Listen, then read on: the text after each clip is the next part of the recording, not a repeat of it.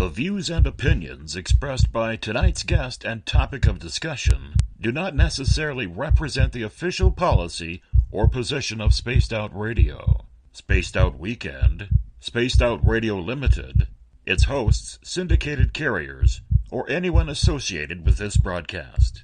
Any rebroadcast, reproduction, or other use of this broadcast or podcast without the express written consent of Spaced Out Radio or Spaced Out Radio Limited is strictly prohibited. Listener discretion is advised.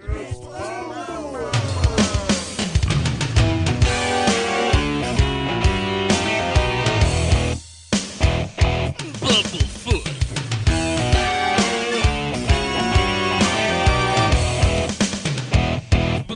Bumblefoot.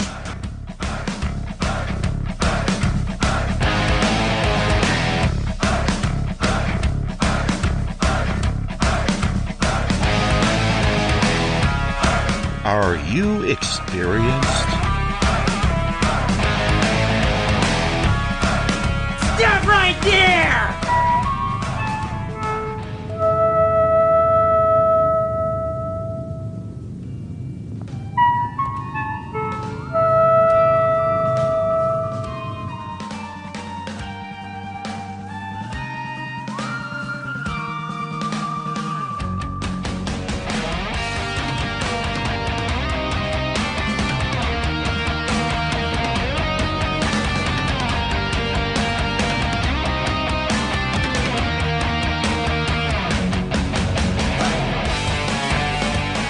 From high atop the mountains of British Columbia to you listening around the world, this is Spaced Out Radio with host Dave Scott. They let us play with all our toys. They let us think that we're big boys. They let us make the louder noise, but we ain't rule the world. They let us think we're Superman. You can follow us on our website, spacedoutradio.com, on iTunes and TuneIn. Follow Dave on Twitter at Spaced Out Radio, on Facebook at Spaced Out Radio Show, or on our YouTube channel, Spaced Out Radio Show. I try to act so cool, but you know I'm just a fool for you. For you. I will stop till I reach the top just to be there with you. Dave, oh Dave, are you playing with Bigfoot and aliens again? Dad, you gotta stop haunting the ghost. It's scaring them. All right, seriously, put down the pointy sticks. Oh, the deeper I fall. Okay! Game on! Game on!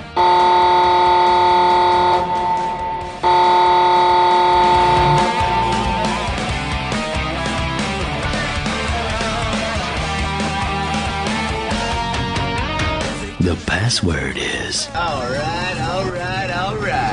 Buckle up, space travelers. It's time to go for a ride on Spaced Out Radio. Mr. Bumblefoot, Dave is ready for liftoff. I try to act so cool, but you know I'm just a fool for you. Seriously, Dave? Really? Aren't you a little old for a tinfoil hat? Hello, Toby. Bye-bye. Love you. Bye-bye. Please take your seat above us. We're with you. It's perfect to go.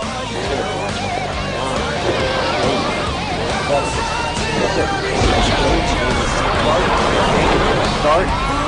2, 1. Boost ignition and lift off. I'm such a lucky guy, 'cause after all this time, it's like the deeper I go, the deeper I fall. The deeper I go, the deeper I fall. Good evening and welcome to Spaced Out Radio tonight. I am your host, Dave Scott, and it's great to have you along for the ride on this Friday, July 21st, Saturday, July 22nd, if you're on the East Coast or across the pond. Hope you had a great day and night. We are live right here in the Great White North on top of the clear, not smoky, but clear mountains of British Columbia, as we are here 7 days a week. Let's welcome in everyone listening in on our terrestrial stations. WQEE 99 Rock the Key down in Noonan, Georgia, home of The Walking Dead. We are live as well on the United Public Radio Network on 107.7 FM in New Orleans and over 160 countries around the world. We are live as well on spacedoutradio.com, Spreaker, KTLK, The Fringe FM, Renegade Talk Radio out of Las Vegas, the High Plains Talk Radio Network, and Revolution Radio. Remember, you're listening to the Double R Machine. It is a donation station funded by you, the valued listeners. Head on over to freedomslips.com and donate today. Like our music, throw your horns up, then rock with us to Mr. Ron Bumblefoot THAL, formerly of Guns N' Roses, currently of Art of Anarchy. Bumblefoot is the official sound of SOR. You can also check us out on Twitter at Spaced Out Radio. Give our Facebook page a like, Spaced Out Radio Show. On Instagram, you can follow me at Dave Scott, SOR. Subscribe to our YouTube channel, Spaced Out Radio Show. Tune us in on TuneIn. Download our shows on iTunes. In America, we're also on iHeartRadio. We're on RadioGuide.fm, Player.fm, TalkStream Live, and Stitcher. Our website, of course, is SpacedOutRadio.com. And if you go to Patreon.com for as low as $1 a month, you can become a patron of Spaced Out Radio as well. Now, if you want to take part in this show, you got to do me a favor.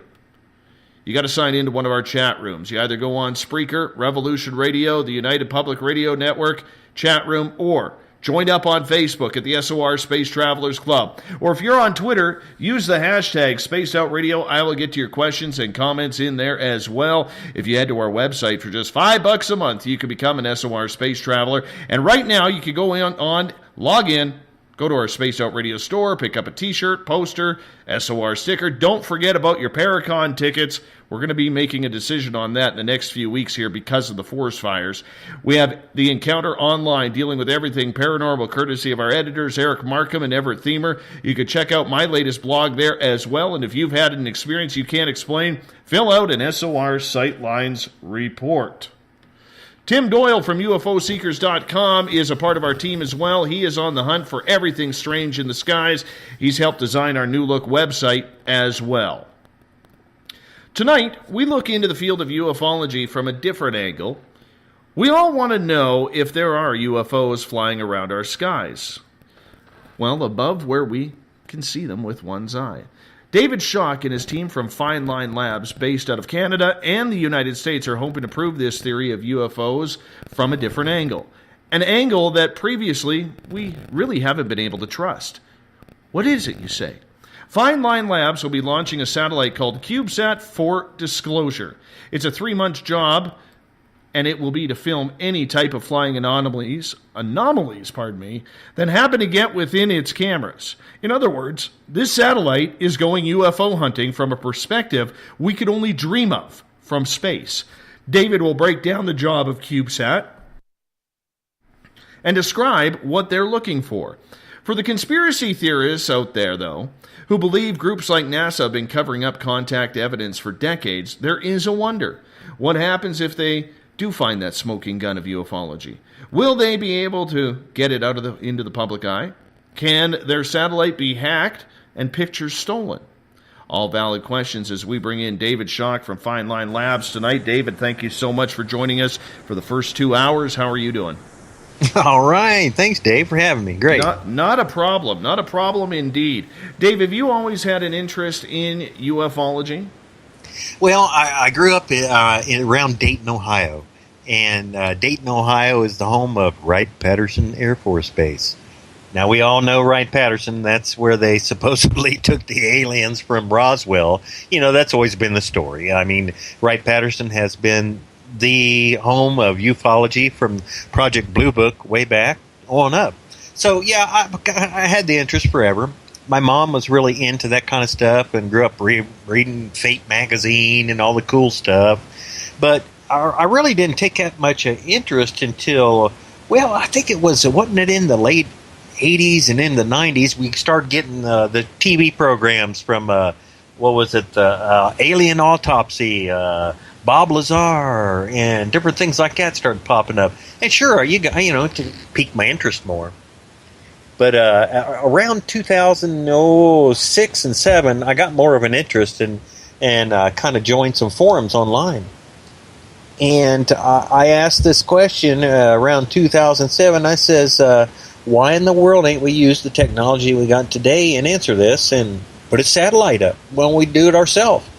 So I started this project to do that. And I started hard in this.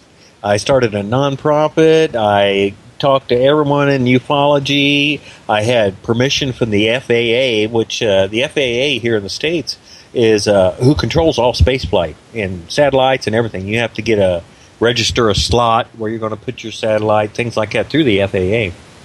And I even had a company ready to build it, and except for one problem, and that was it was $200 million to do it.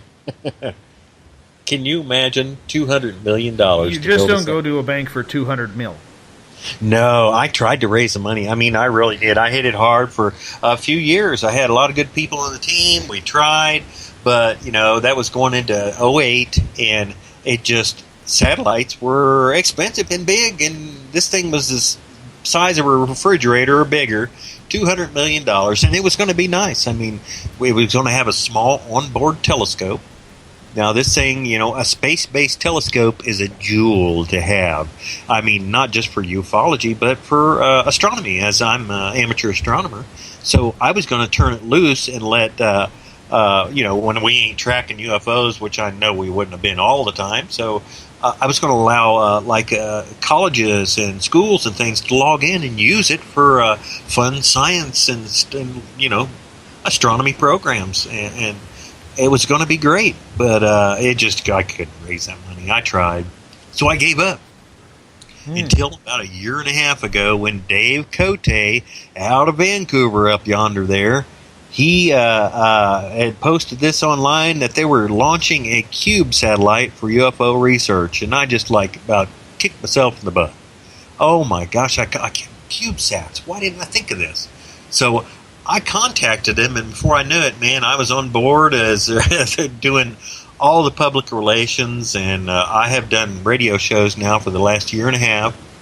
We have raised over $30,000 for the project on crowdfunding like Kickstarter and Indiegogo. We raised over $30,000, but we were still needing a good chunk. We still need a good chunk of change. We're trying, but we do have someone that's come on board recently that appears to going to help fund the rest of the project to make sure we make it. That we're going to have all the money we need, and it was right around $50,000 or so is what we needed total.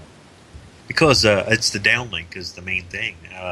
It's $3,000 a month for our connection from space down here to have a live feed from it all the time, and it's $3,000 a month. Man. That's a heck of a phone bill from space, ain't it? Are there that many people with deep pockets who are looking to find out if there are UFOs flying in the sky? Oh, sure there is. I mean, look at the SETI program. Look at Paul Allen. He built the Allen arrays out there in California, wasn't it? And those were millions of dollars for search for extraterrestrial. I mean, people do have deep pockets and do it. We didn't find that deep a pocket, though, really, for us, for some reason. I'm not sure why. I don't think it hasn't made it to mainstream media that much yet. And I think maybe once that happens, there's going to be some deep pockets that start knocking at our door, probably, and want to fund even more and do this more often, or maybe extend the mission. Because, see, we're only looking at a few to 3 months. Because the satellite's only going to be launched to 192 miles, and that's low Earth orbit. Now, low Earth orbit is also the space station. The space station is at a 250-mile average. That's still low Earth orbit, and we're going to be below the space station. But the thing is, we get a lot of drag at that altitude. Our mission isn't going to be that long before it's bye-bye, burn up, and we're crashing back down in a ball of flames. But still, for this amount of time, in a few 3 months, as often as people see UFOs, I think this mission's going to be a success within the first weeks. That's what a lot of people seem to guess. You mentioned earlier, David, that you have always had a fascination with UFOs. You want to be the guy who solves this mystery once and for all. And we're going to get into that a little bit later in the show regarding it, because it is an important factor of what we are going to be talking about tonight. Mm-hmm. Did you get laughed at a lot when you started bringing up this idea? Well, actually, no, because a lot of people, when I'd bring up the idea, wow, that's a great idea. But once I said $200 million back then, I'm laughing. That's a lot of money. And and we just couldn't raise that. But, now with what we're doing now, there's not a person, that's laughed about this. I mean, wow, why haven't we done this before? I keep getting that from everyone, from Stanton Friedman to everyone. I mean, Stan, he's on board with this. We had a long talk at the International UFO Congress, not this year, but last year's, and we had a great time there talking about it. He loves the idea, and so does everyone that's in ufology. He just thinks this is the shit, I should say. But it really is. Man, a satellite for UFO research. I mean, it's about time that we do something real science instead of interviewing the farmer down the block who seen the UFO land in his field. Hold on. I've had that happen. Yeah, well, it does happen, but interviewing the farmer down the field, it's just, it's time that we use some science. And finally do some science in this. We have people with cell phones and take videos and so much of the fake stuff out there too. My gosh, it's so easy to CGI this stuff nowadays that we're going to do a reputable, real science project and look into this, man. It is time, man. Well, for the price for cube satellites nowadays, and cube satellites, for anyone that doesn't know, they are really small. They're only the size of a shoebox. Or smaller. It's actually a little smaller than a shoebox. What is it? 10 centimeters by 20 centimeters is what ours is. 10 centimeters square by 20 centimeters with two cameras, one pointing down, one pointing up.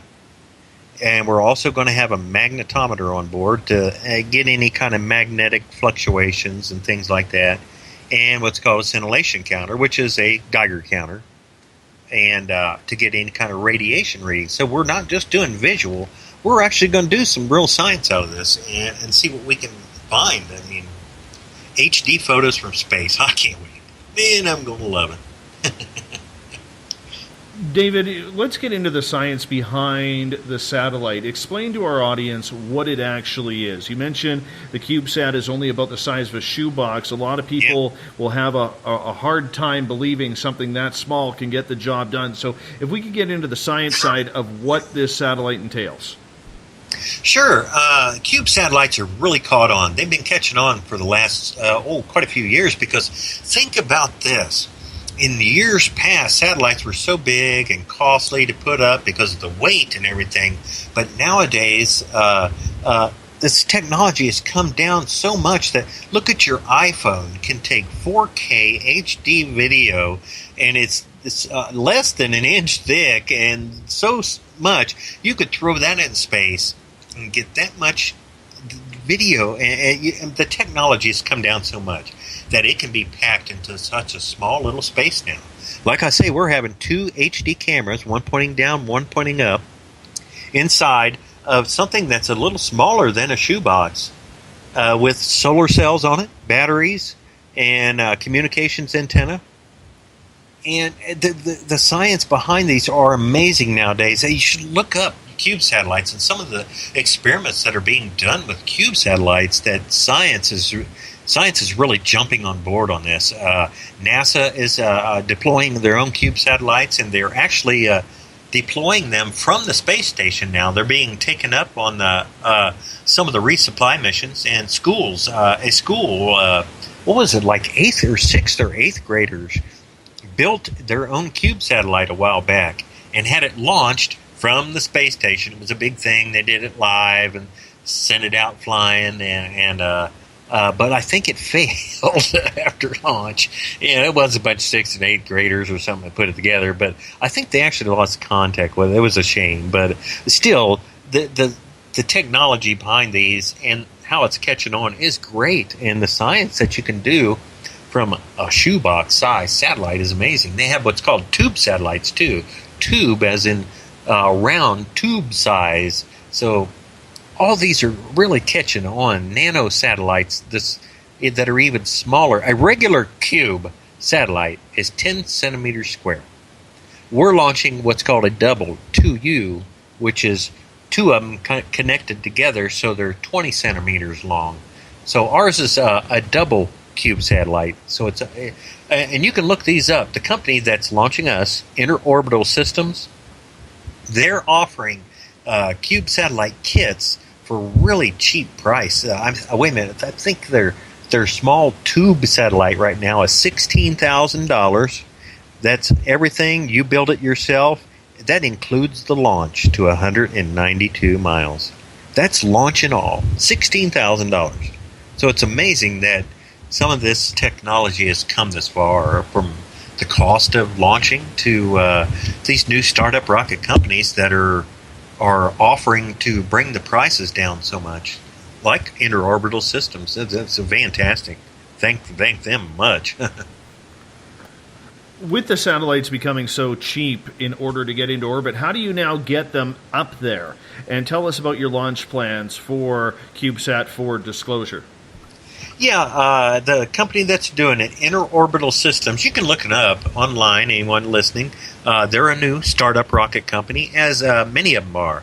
They're actually involved right now with the Google X Prize to the moon, the Lunar X Prize. They're to launch and land a rover or something that can move 500 meters on the moon and send telemetry back. It's a millions of dollars. I think it's a $20 million prize for the first person to land on the moon, other than what the governments have done, but a first private company to do it. They're part of that too, so they're actually going to the moon. So they're a pretty new startup. I mean, they won't be really getting the launches together till later this year, and then we're scheduled for one of their first cube satellite launches early next year. So we still have six or so months before we're going to be in orbit, but we'll be launched along with quite a few other. I'm not sure of the exact payload that will be on our rocket, but there will be many other cube satellites. They'll be launching us to 192 miles, and then they start sending out these cube satellites out the side of their launcher, and it's spring-loaded. And they just release a little mechanism, and they're spring-pushed out slowly and go out into orbit, and they'll launch maybe 20 at a time or so. I mean, ours only weigh a couple kilograms at the most. That's all our satellite will weigh. It's small. Amazing technology. But the company's out of the Mojave Desert, out the Air and Spaceport. But it appears that they're going to be launching, since they're doing this as a polar orbit, which we're going to be flying over the poles every 90 minutes. Now, that's something that a lot of people really are interested in, is photos of the South Pole and the North Pole areas, because some people seem to think there's stuff going on there, or the hole to the center of the Earth, or different things like that. So we're going to have a HD photo of Antarctica every 90 minutes for the entire time that we're up, actually. So you're saying the Earth is not flat? I don't necessarily buy into that. If it is, we're going to be bouncing right off of it whenever we need to launch us up, so that's the end of that. So, no, I don't think the Earth is flat. I don't necessarily buy into that one. Sorry for you flat earthers. I do think we're a globe, just like you see the sun, like you see the moon, like you see the planets. It's all round. It's all round. They're globes. You can see. You can even see Jupiter rotate. But then again, flat earthers seem to think it's a hollow projection up there on some sort of screen. So I don't know how to debunk all that, other than we're getting our satellite up there. Well, this has to be exciting times for you guys in getting the satellite up there and getting within the time limit and the time frame to launch. As soon as that satellite launches into space, how long until it starts showing pictures? How does that work for the photographs? Yeah, here's... you have to excuse me. I am on oxygen right now. I took a fall. About a month ago, I took a fall in the middle of the night, and I have been in and out of the hospital, and I have to use oxygen at the house to cure what's called cluster headache. So the oxygen has me all congested like it's been something. But, gosh, can you repeat that again? I just started coughing, and I just lost my concentration. Well, how long after launch will it start sending you photographs, and how do you get those photographs? Okay, here's how the plan is on that. Right after launch, we'll have to wait a few moments. We'll deploy the antenna. It will make contact with who we're using is NPL Globalstar. They're a system of satellites already in orbit that will be handling our data. So we will have a 24-hour a day, 7 days a week connection to our satellite. And they have their own system of satellites already up there.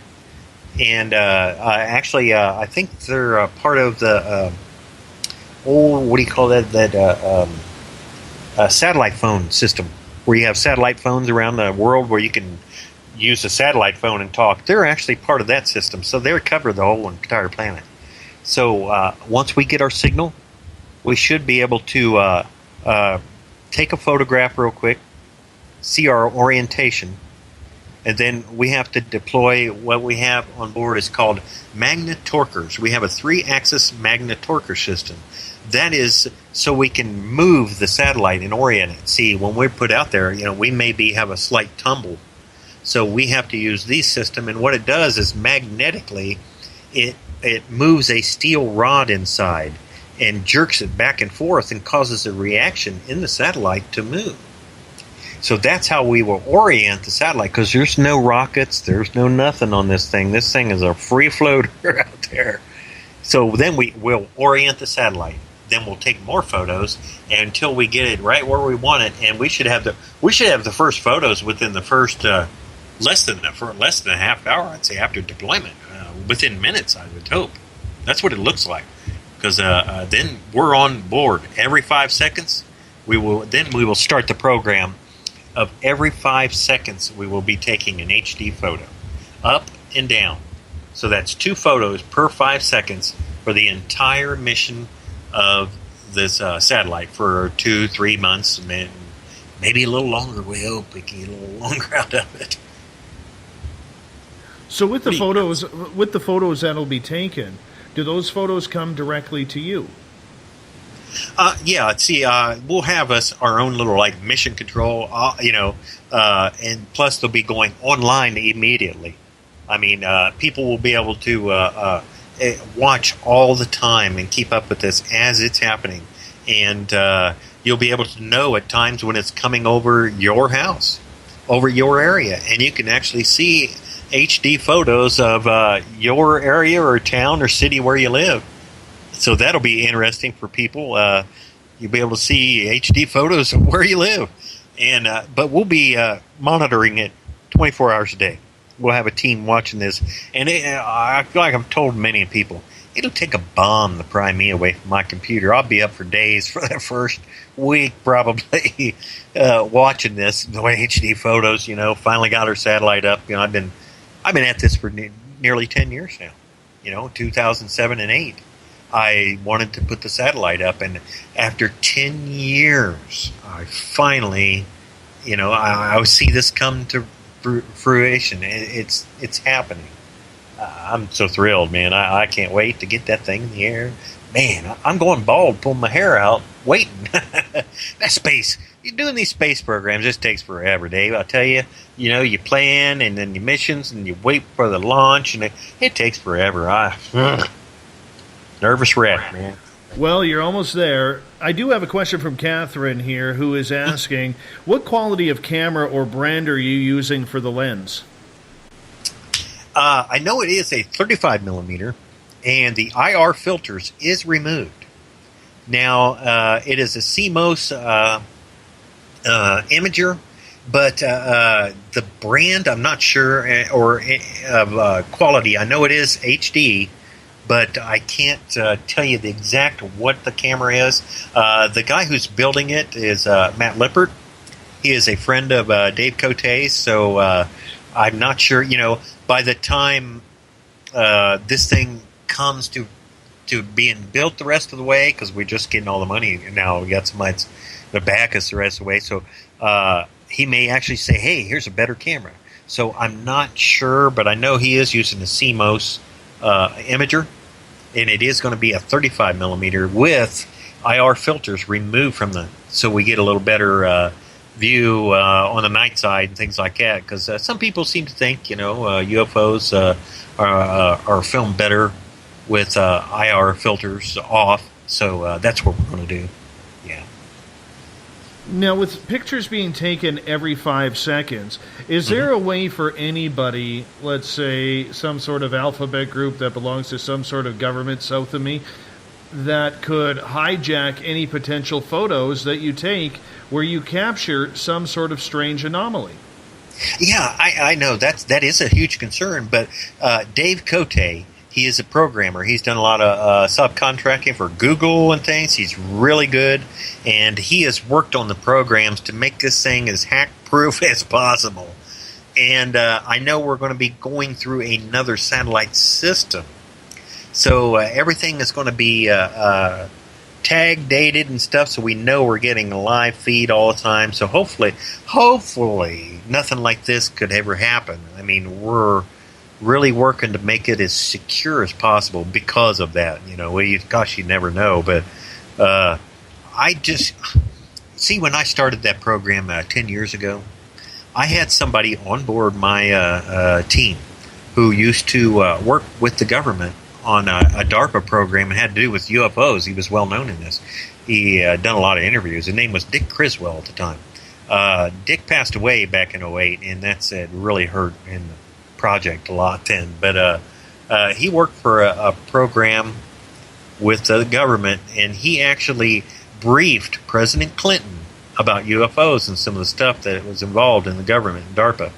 And when we started this project to launch a satellite, he said he would make contact with his contacts in the White House.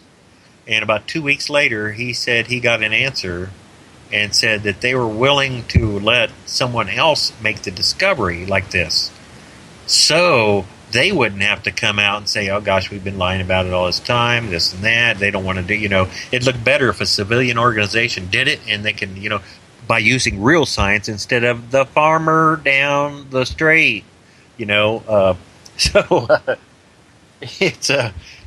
was looking better that way. And then afterward, they would come in and put their arm around us. Look what they did. Look, government. And then they'd end up taking control after that. But they're willing to let someone else make the discovery using some sort of real, credible science work. So I kind of think, because we haven't had the knock at the door, no one said a thing after a year and a half of working on this. The rocket companies behind us, everything.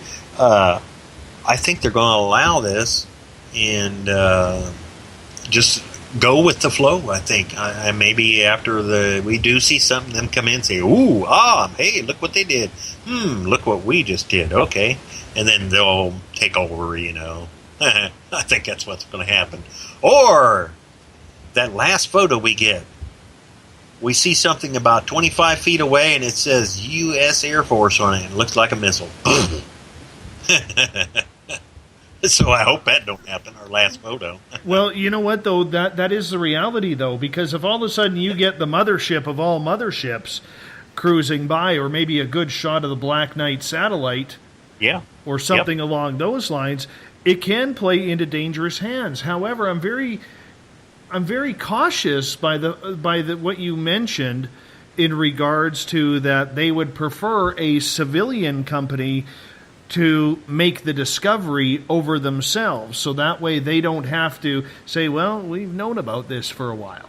Right. I think that's what we were told what they were going to do, and they were going to make contact with us after the election in '08, and that's when Bush won, and no contact was ever made, and I lost contact because Dick had passed away, and there went our contacts, and I never heard nothing, and then they probably wanted to see how we did on raising $200 million, and we didn't raise nothing. It is. But now, look, we have, this thing is going up. The launch is paid for. That rocket company is behind us. They love our project. That's why we're going to be on one of the first missions, because they really stand behind it. And they actually believe in the UFO phenomenon themselves.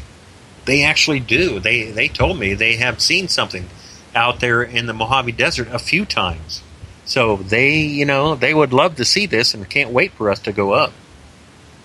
So it's, having a rocket company that stands behind you like that is, I think that's big. That's really great. Have you ever had a close encounter yourself?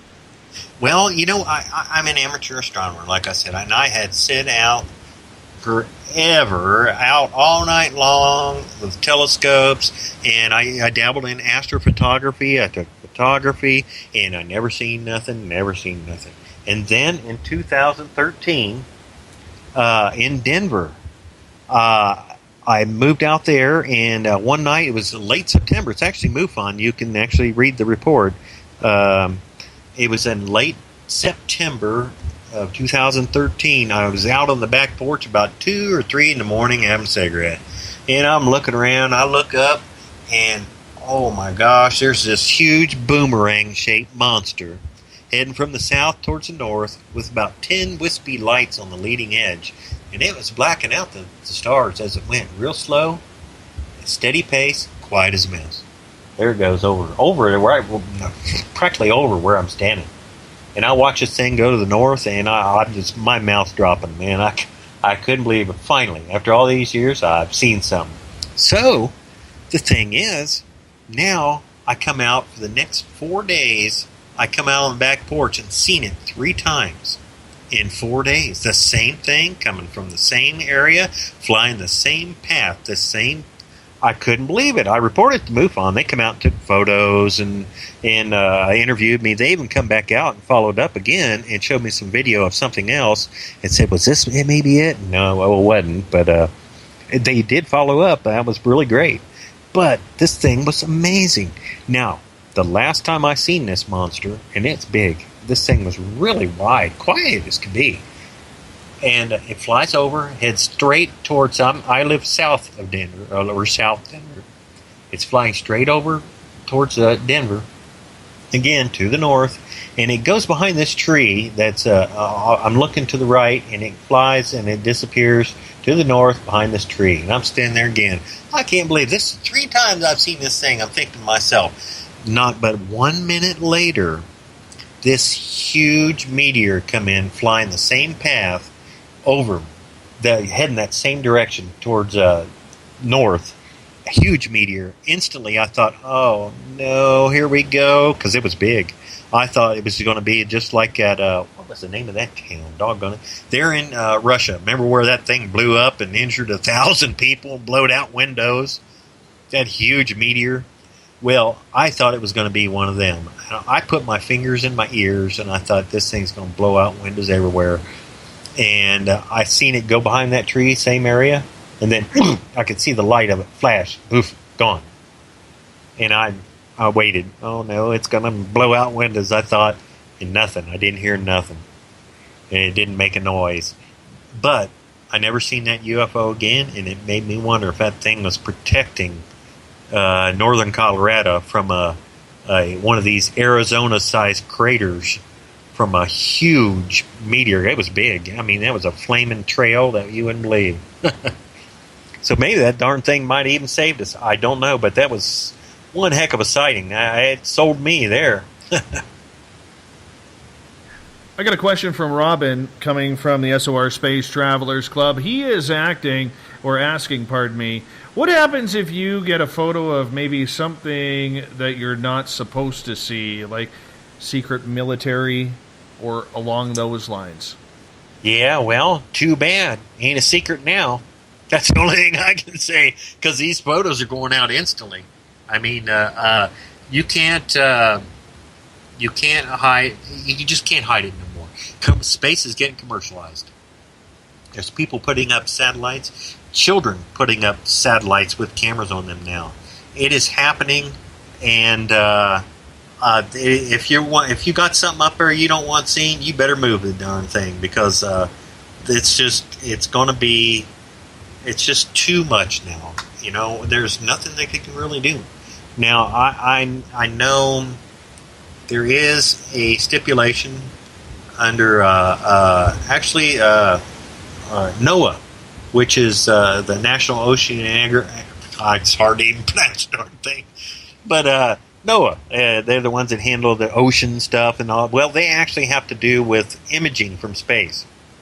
If you have a camera, your United States, I should say, satellite put up, NOAA has a right to, under what's called the Remote Land Sensing Act, to turn off your camera in an emergency of a national security emergency. They're supposed to be able to turn off your iris of your camera. Now, that stipulation has never been used on any satellites ever launched, but that is there. So if I was just a plain U.S.-based satellite, you know, Dave Cote's out of your neck of the woods up yonder. I'm down here. We have people from all around that are a part of this. It's an international project. We're global. For all of us in the UFO field who's donated and helped out, it's everybody's. So they can't do nothing about it.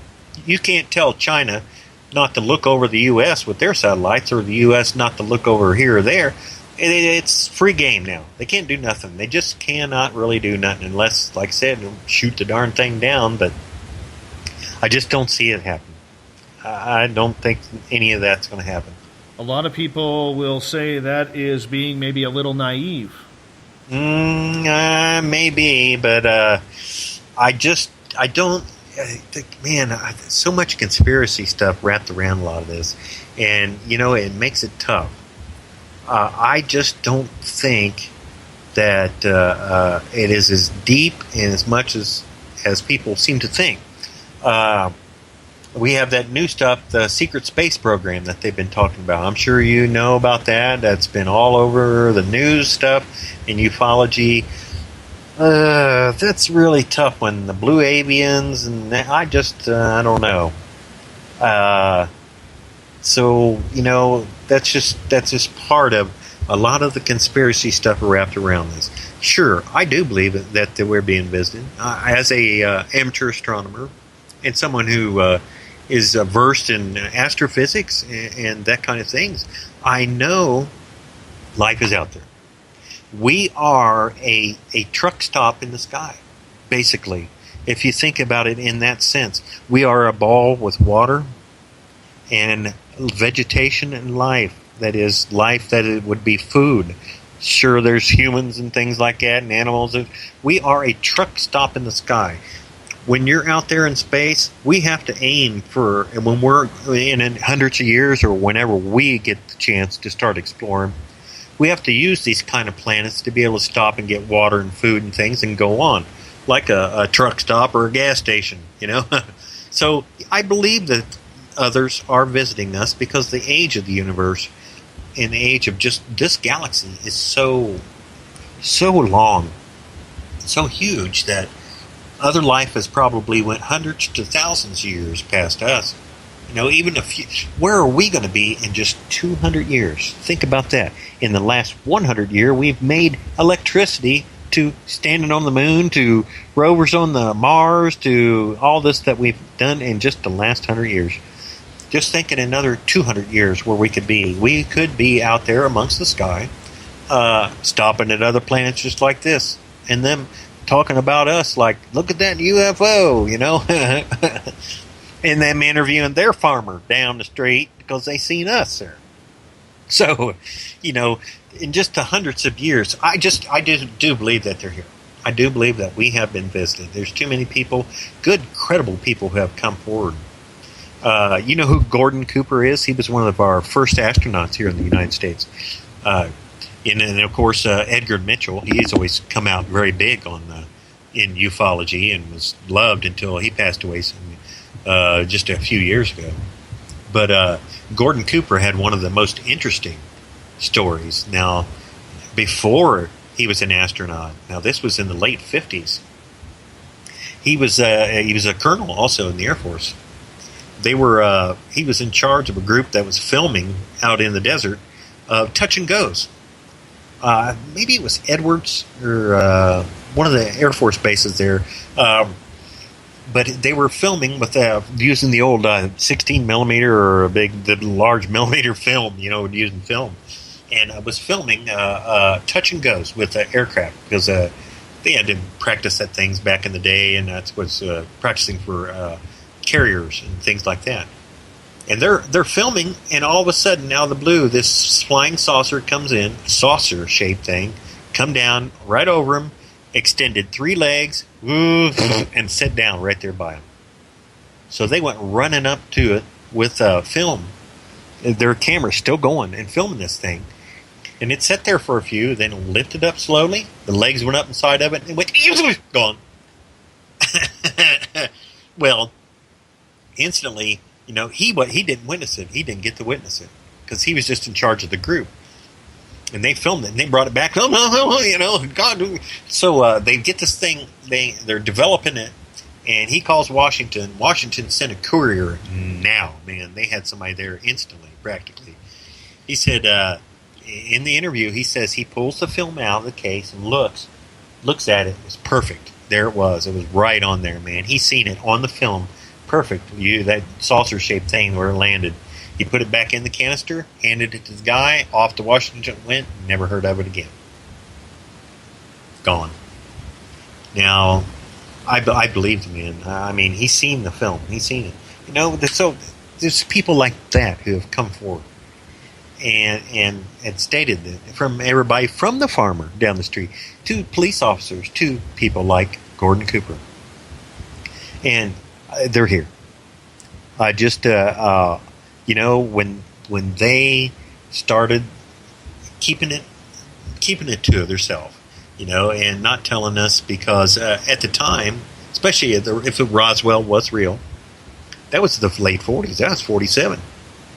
That's frightening to people back then. So they kept it quiet. The longer you keep a secret, the harder it is to come out. And now, can you imagine after all this time trying to, darn it, we've had this, we knew about it all this time. My gosh, man, that's a huge credibility hit for the governments of the world. That'd be all of them because I'm sure they're all involved. So, for them to just come out and say it's tough. That's tough. Let somebody like us do it. Let us film it. Don't blow us out of the sky, please.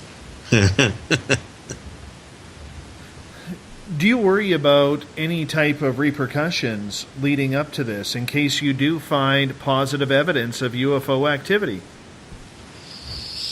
Repercussions? Gosh, I'm not really. I don't think we're going to be harassed or anything like that. I honestly think that they're going to let this happen and not really try to squash it.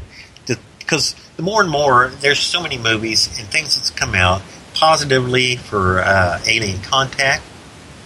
There's been more things talked about, news-wise, television shows. There's different people who come forward that believe in it, that are stars, and people that are real famous. So, I think more and more we have been primed for this. And by us taking this now into our own hands, and doing some real science in this, they're going to allow it. I don't think we're going to be hit with any problem. I mean, we haven't had the knock at the door yet, and I just don't see it even happening. I have the confidence that this is going to be a success. I really do. I don't see us having any kind. I know I'm the optimistic. I'm really. I'm trying, man. Let's get to Craig's question here. Craig is asking, do you need a clear trajectory and orbit with any sort of multinational body? Oh, of course. The way this works is the rocket company is doing it. They're handling all the paperwork stuff. And it's actually done through the United Nations. There's a deal with them that has to do with cube satellites, especially because cube satellites have got so popular. It has to do with frequencies that we use because it's going to be traveling around the globe every 90 minutes, So certain frequencies have to be allocated and stuff. So it's all through the United Nations. And then our actual orbit is plotted and taken care of that way. Also through the FAA also. So there's stuff through them too. Because our it has to be timed just right, a certain time that we launch to where we're deployed from the spacecraft and put into our 192-mile orbit at the exact same time that it's supposed to be. Because it's pretty complicated. It really is. But it's an amazing orbit. I really love this option of the polar orbit, the way this works, because we get a lot more sunlight that way. We'll have a really good sunlight set up for our solar panels, which would be great. What are those solar panels made of? I couldn't tell you. I know they're a pretty high quality solar panel because Dave Cote had sent me some pictures here recently of the satellite. He had it at his house because he's working on some programming with the board and things on board. The camera wasn't on, actually. Oh, yeah, one of the cameras was in it. Yeah, because he took some photos with it. But the solar cells, they're a little small. Gosh, let me see how do they look. They look about 3 or 4 inches long by about 1 inch, and there's a whole bunch of them covering the entire structure all the way around everywhere, because there's only going to be a little hole for each camera, and then solar cells all over the whole darn thing keep our batteries up. But I couldn't tell you what they're exactly made of. So, and every time you turn around, there's been so many new discoveries in solar cells. Like China has this really thin, paper thin solar cells that are putting out really efficiently, and you can roll them up into like it'd be like a toilet paper roll. You can roll that darn thing up into nothing and carry it along, and then just throw it on the ground, and it'll roll out. You got instant power. So they're getting different and getting better by the day. So these ones are made of, I really couldn't tell you exactly. The main thing is they keep the energy going. So is this satellite then run off of battery power before it comes crashing?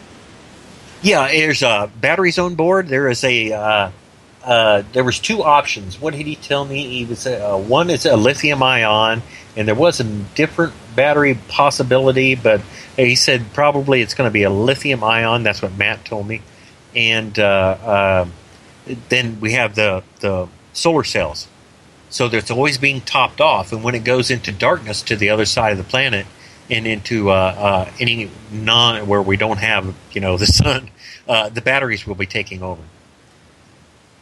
So, and then when it comes around and it keeps going, so we have plenty of power. They seem to think that we shouldn't have any problem at all with power with the battery selection we have and with the solar cells combined. That's how we're able to actually take a photo every 5 seconds. Because in the beginning, it was looking like we were only going to be about every 10 or 12 seconds at the beginning. But some battery technology and a lighter weight come along that he included into this, and now we got it up to every 5 seconds. We only have about 2.5 minutes here before we got to go to our first break. I want to get to Gene's question. Gene is a brand new listener of ours. Gene, thank you so much for giving Spaced Out Radio a try to earn your listening ears. He's saying, David, do you have any astronomical opinion about the recent Jupiter red spot photos or mission by spacecraft Juno? Actually, they've been beautiful. Ain't them been something? I mean, the spot, it's amazing how big that storm is. And that's actually supposed to be a storm. Now, and what's amazing, if you got a telescope, you can watch Jupiter at night.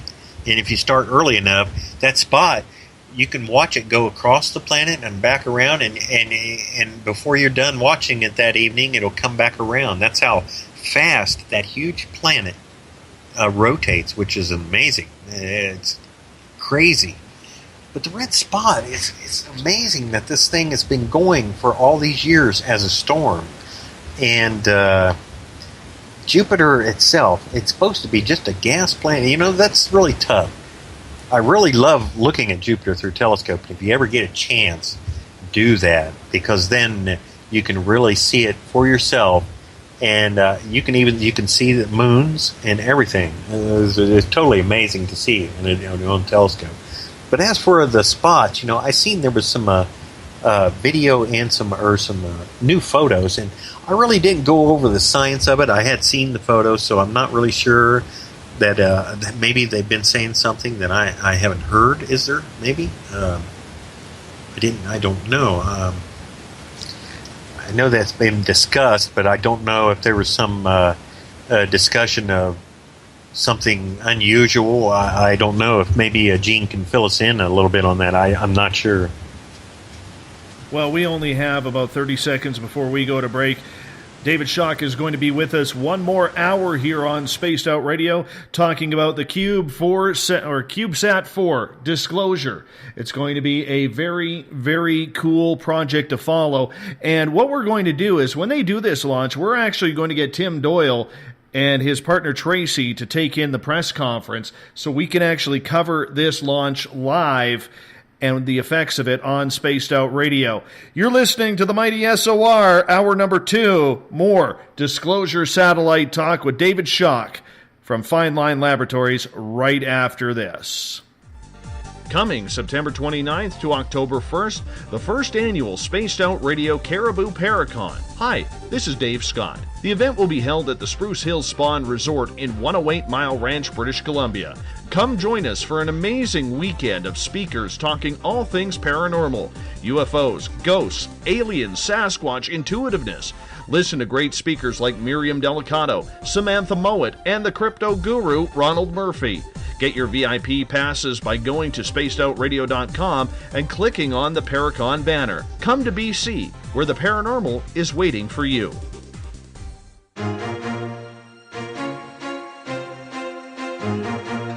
From coast to coast to coast, Blacklight Uncharted is taking on the paranormal across Canada. From ghostly hauntings to the UFOs flying above in conjunction with MUFON Canada, we're closely investigating what's going on in the northern skies and checking out the apparitions that walk among us.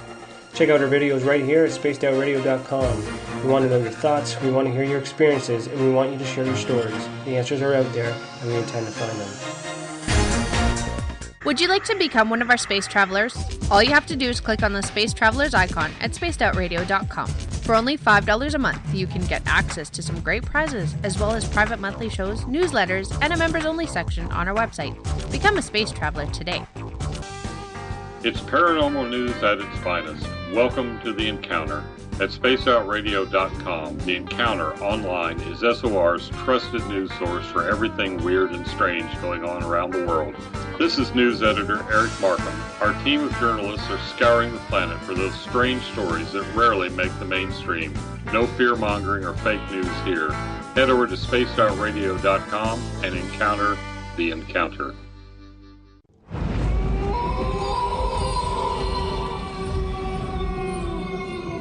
Hey, this is Canadian Paranormal Investigator Mike Moore. The third Wednesday of every month, I'll be teaming up with Dave Scott to bring you Ghosts of the Great White North. Each month, we will bring on guests from across Canada to discuss their ghostly encounters. Canada is a paranormal hotbed with stories you've never heard, so we're going to bring them to you. So get comfy on your Chesterfield, grab a donut, and join us, eh?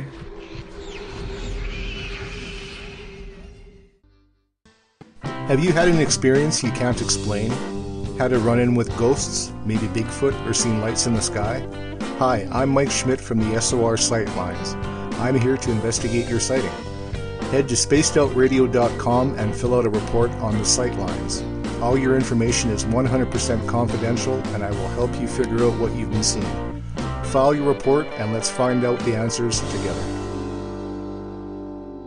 Visit purpleplates.com today. For over 40 years, the Purple Energy Plates have been delivering amazing results for their many customers.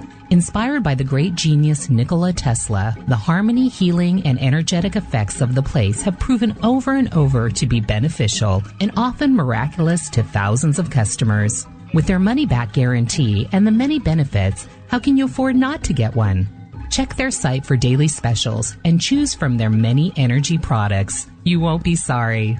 Visit them today at purpleplates.com for mind, body, and spirit, and expect a miracle. Are you interested in advertising on Spaced Out Radio? Head to our website at spacedoutradio.com and click on our advertising tab. There, you will find an assortment of ways you can get your product out there with us, from radio commercials to banners and social media. Have a product you like our hosts to endorse? We can do that too. Visit spacedoutradio.com for more details. Have you got your Cosmic Passport? If you need one, tune in to Cosmic Passport on Spaced Out Weekend. This is Elizabeth Anglin, ET experiencer, spirit medium, and host of Cosmic Passport. Each weekend I'll be bringing you interviews and support from other paranormal experiencers, and the best in intuitive spiritual guidance from across the globe. It's all happening starting at 9 p.m. Pacific Time, midnight Eastern, on spacedoutradio.com. From British Columbia to Northern California, Pacific North Weird has Cascadia covered. Check out our feature videos at spacedoutradio.com, where I, Vincent Zunza, and my super sleuth partner Alexandra Sullivan track down the weird and strange stories from around the Pacific Northwest, from Bigfoot to Mel's Hole and everything in between. This is what makes life exciting. So why report the normal when we can report the Pacific North Weird right here at spacedoutradio.com. Oh, there's only one way to rock. Loud and proud. In high definition. Radio 702 rocks. Las Vegas. Every Saturday and Sunday night, as Dave Scott wanders aimlessly in the wilderness, you can come hang out with me, James Tyson, in Spaced Out Weekend.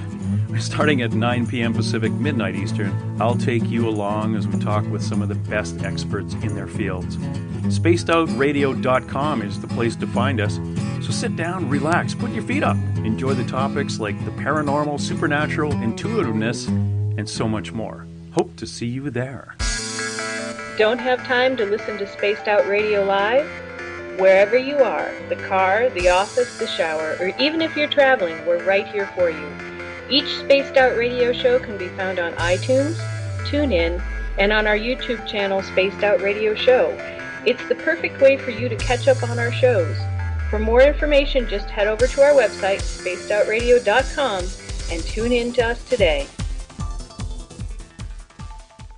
The views and opinions expressed by tonight's guest and topic of discussion do not necessarily represent the official policy or position of Spaced Out Radio, Spaced Out Weekend, Spaced Out Radio Limited, its hosts, syndicated carriers, or anyone associated with this broadcast. Would you like to connect with us? Head to spacedoutradio.com for all your latest show info. And hit us up on Twitter using the hashtag Spaced Out Radio. Now, back to Dave Scott and SOR. Welcome back to hour number 2 of Spaced Out Weekend tonight. I am your host, Dave Scott. Good to have you along for the ride tonight. Tomorrow night and Sunday, we got Spaced Out Weekend with Uncle Jimbo, James Tyson, and Elizabeth Anglin. It's going to be a lot of fun this weekend, 9 p.m. Pacific, midnight Eastern Time at spacedoutradio.com. We want to welcome in everyone listening in on WQEE 99 Rock the Key down in Noonan, Georgia, home of The Walking Dead. We are also live on the United Public Radio Network on 107.7 FM in New Orleans and over 160 countries around the world. Good to have you with us as well. We're live on KTLK, The Fringe FM, Renegade Talk Radio out of Las Vegas. And if you're listening in on Revolution Radio, remember the Double R Machine is a donation station financed by you, the valued listener. Head on over to freedomslips.com and donate today. Bill Cardwell has set... Oh, Bill Bill, why did you set this password for tonight? This is terrible, man. Absolutely terrible. Ichthyolene notoxism. Ichthyolene. You know what? I'm done. I'm done with this one. I'm going to practice this one next one. Bill sets a password each and every night right here on the mighty SOR. Damn you, Bill. If you saw me right now, I'm shaking a fist at you. If you want to follow us on social media, you can do so on Twitter at Spaced Out Radio. Use the hashtag Spaced Out Radio if you want to connect with me live during the show as well. Give our Facebook page a like, Spaced Out Radio Show. You can follow me on Instagram, Dave Scott, SOR. Subscribe to our YouTube channel, Spaced Out Radio Show. Tune us in on TuneIn. Download this show and others on iTunes. We're on iHeartRadio in the United States.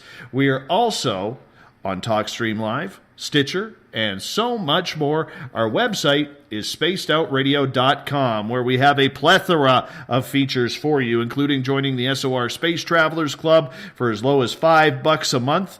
You can also check out our Spaced Out Radio store. Get your t-shirt, poster, stickers, Paracon tickets. We got a lot going on. You can also check out Contact TV and UFOseekers.com and read up on the encounter online. Tonight we are talking with David Schock. He is part of a program that's going to be sending a satellite up into space looking specifically for UFOs. David, welcome back. All right. Well, it's great. Right? It's just the Dave Schock show this evening, I guess. It is a double Dave show. You never go wrong with a little Dave in your life. That's or right. Some big Dave. Depends on what you want. Right? But, that's just the way it goes. And, I got to be honest with you, Dave. I'm still pissed off with Bill Cardwell right now. Pissed right off with that. That password is stupid. That password is terrible. And you know what he's doing right now is he's probably eating a bowl of ice cream with his homemade maple syrup because he is Canadian, so he does go and get his own syrup from trees and makes it. It's terrible, and he never offers us any. He's a jerk that way. Never send you any. No. Well, he did send me some, like 3 drops. 3 drops, but that's okay. Anyhow, let's get back to the whole UFO thing. Yeah. Okay, because I'm a firm believer that they're already here. Mm-hmm. My own experiences tell me that. I've seen everything from a landing and a close encounter of the third kind to black triangles hovering above my house, which is never very pleasant. So, what happens if, let's say, the rocket fails? What do you do? Oh boy, yeah, I know. That is part of putting something into space. It happens. We see SpaceX ones blow it up. They blow up on the pad. It does happen. If it blows up, then I'm sure. They'll be pushing out the rockets because the way that they're going to be building their rockets and stuff, they're making it so much cheaper, and they're going to be pumping out rockets. So if this one would happen to fail, we could have one building up again within months or so, because I'm sure we'll have some sort of insurance or something in line that will help pay for that if that would happen. But I don't, there's a good chance that everything will go well. That's the chances are everything would go well, but it can happen. If it does, you will see me live stream crying my eyes out. You will too. Oh my gosh, I wouldn't know what to do if thing blew it up on the pad or something. Do you have the funding available to get another one right away? Well, like I say, we'll probably have some sort of insurance that if it does happen, we can be reimbursed and get another one built right away, because the construction of them really isn't much to it. It'd be pretty simple. And since we'd already had one built, we would know what we needed, everything that we could do, and probably have one built in no time and ready. And I'm sure Interorbital would have another rocket standing by in the months to come. It would probably be a few months or so, probably. But I think they're going to be pumping them out a little quicker now. They've been talking about that because they're part of the Lunar X Prize, too. They're going to the moon, too, and have other satellites that they are going to be putting up. So let's keep our fingers crossed and nothing happens there. Oh, absolutely, for sure. Absolutely, for sure. You know, I don't want to sound like I'm beating a dead horse here, but, you know, maybe I'll just tighten up my tinfoil hat just a little bit here. The government has been covering this up for decades. We know that. Ever since Roswell and even before. Sure. You know, and I think back to the Mount Adams sighting back in Washington State where the term flying saucers was coined. Right. So I'm curious. I'm curious what you think, Dave, in regards to whether or not, if you do get something, do you really honestly believe that the government is not going to try and steal any type of photos? And if they do, let's say hypothetically they do, are you prepared to call out the government that you have missing photos from your feed? You're darn right. Yes, sirree. Something like that happens, and all of a sudden we're missing 5 minutes worth of photos. All of a sudden, yes, sirree. Because what if during that 5 minutes we all of a sudden had a sighting? You know, we're flying over, say, we're over British Columbia there. We're over you guys right about that time in our orbit. And all of a sudden we lose contact for 5 minutes and nothing. But then again, we started getting sightings from people on the ground of a UFO flying over British Columbia. You darn right I'll call them out in a second because I know that they had interfered in. You know it. But the interference, like I say, I just don't... I have confidence that this is going to work, that we are not going to be interfered with because of the past that I had with them, that they wanted to let someone using science, you know, like doing this satellite project, they're going to let us do it so they can finally get this out. Gosh, they're tired of being called, being called out on this for, since Roswell, you know, since that first, beep, beep, beep, beep, beep, a flying saucer was recovered, and, you know, and that all happened there in Roswell, you know. Ever since then, they've been called liars and things over this. And I think it's time that they're going to let it come out so it can end this crap once and for all. I have a lot of confidence in it. I sure do. I know. People are going to say, man, you are really gullible. I don't know. I'm hoping, Dave. Well, I'm hoping for you too, because as an experiencer myself, hence the reason why I started this show on November 30th, 2014, I want some proof. I know there are thousands, if not hundreds of thousands of people who want that same proof that UFOs exist. But we've also seen the photos and heard from people publicly that NASA scrubbed a lot of their photos. We've seen live feeds of the International Space Station cut when something has been flying through that maybe looked a little anomalous and just appeared or got a little too close. We've seen those videos, and we know they're not playing fair. It's also kind of funny to know that a group like SETI, which has had their giant satellites staring up at the stars for decades, still haven't found anything, or have they? So, I mean, there's a lot of scrubbing that is going on in this area of research. So, I am concerned, I can honestly say, and I think our listeners are as well, are concerned that, you know, one way or another, something is going to happen in order to confuse your information. Yep, I know that's a lot of people were thinking that. I have more confidence in it, I guess, from my past project and the talk that happened with our contacts. But gosh almighty, I sure hope this will go well. I mean, look at, like you were saying, the space station. Ain't that something? This thing is nearly $750 billion space station with humans on board. And oops, we lost feed. Oh, we lost feed to it. That's the craziest thing I ever heard of. They didn't lose feed to that thing. That thing's got humans on it, and it's a $500 billion space station. And our little $50,000 project CubeSat's going to have 24-hour-a-day contact with the ground. Now, it's a baloney. I mean, every time you see something that comes into view, oh, we lost feed. I'm sorry. Tune back in soon. You know, it's crap. that thing, they don't lose contact with it. That's something that's always aggravated me, is that right there. It lost contact. And there has been, like, look at the moon. Some of the images that have come from the moon that look like they're airbrushed and things like that. Now, I will tell you this. Our Cube satellite project we are doing right now, this is our first project. We do have some other irons in the fire. We have already put together, though we haven't started funding yet, and we already have the rocket company behind us on this, and they got the infrastructure in place.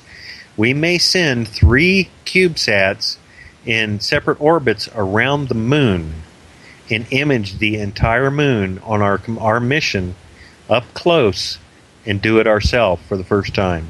And the price on this is we're been quoted is really good. And so we may, on our second mission coming up in the near future, hopefully sometime maybe late next year, we may be sending 3 Cube satellites to the moon and do our own imaging. Now, there we go. Now, that's one I'm pretty interested in, too. That's maybe it'd be good. Is there bases there? What's on the backside? We don't know. We've seen the LRO, I think it is, the Lunar Reconnaissance Orbiter. Yeah, LRO. It's taking photos, but some of them look like they're a little airbrushed, too. So us as civilians doing it ourselves, it's time. The prices is right in these Cube satellites. And the price we was told on this is pretty decent. So you may be hearing more about our projects growing next year sometime with a mission to the moon. Plus, we were offered another mission to the moon, just a lander thingy, was some neat little project on one of their missions to the moon. But I don't know if we'll be doing that one. But for our CubeSat, our first one here, this I'm excited about this. I mean, finally, after all these years, we're going to have a real science project for all us that believe in UFOs or have seen them. We're going to have our own eye in the sky, man. I can't wait. Can't wait. Now, going to the moon, that's a whole different project there as well. I mean, you have the people who believe we've never been there. You have a lot of people who believe that we're not supposed to be there. What would you be looking for on the moon? Structures? Structures is the thing. That's where a lot of people, and to prove that we've been there. I believe we've been there. I do. I honestly believe it. I would like to image the landing sites, which I've seen images, from other those government stuff, but showing where the landing sites are. I've seen images from the LRO that show them, but looking for structures. There's so many people who have quoted and said that there's structures there, or I don't know if you're familiar with what was the fabled Apollo 20 mission. Are you familiar with that, Dave? I am familiar with the conspiracy on that, yes. Okay, right. Yeah, on the backside that there's a possible crashed alien craft. We could image it if that's really there or things like that. We can either debunk this or prove that some of this is true. And by doing this moon mission, man, and I've talked pretty extensively on this with the company to build and the rocket company, and it can be done and at a reasonable price, and we're enough to where we could image and see if there's structures, because we'd be doing a low orbit to be able to image it with our with a really nice imagers for each one, because we'd really put some money into each one of these because it's going to the moon. So it would be an interesting project. It's something that keep track of us, everybody. We might be doing this sometime next year. You might be hearing about it. And help donate if you can. We're going to probably do a fundraiser. Donate a couple dollars. If the millions of people around the planet who believe in this, donate $1 a piece. I get that, but I mean, you could run into some sort of secret space program monster that you may get in a little bit of trouble for. Let's be honest. I know. Hey, that's part of exploring space. Yeah, man, it's being commercialized. There's too many. Like we got SpaceX who says they're going to put 2 people to go fly around the moon. That's coming up next year, late next year. They're going to send 2 people to the moon. and fly around it and back. Oh, that's pretty cool. But see, it's getting commercialized. If they got that stuff out there, they better learn how to start hiding it. Because here we come. Yes, but Elon Musk has not even launched a successful rocket yet. Musk has, sure. He's all the Falcon 9s, SpaceX rockets have been going up fine. They've been landing them back on the ground and everything. I mean, yes, Elon's been doing really well. Jeff Bezos, or what's his name? Yeah, he's the guy that owns Amazon. He's got that Blue Origin. They're going to be taking people and stuff up and sending stuff up. They got their company hasn't really done too much yet. They haven't really done a lot yet. But there's other companies, like I say, some of these startups that are starting there. I mean, like the ones we're with, they're taking up satellites, and we got a company. Gosh, what is the name of that one? Doggone. They're out of New Zealand, and they're a really promising company. Just starting up, the launching rockets out of New Zealand. Their country is standing behind this new company, like SpaceX is with NASA. So there's a lot of competition starting in this, and it's getting bigger and bigger every year.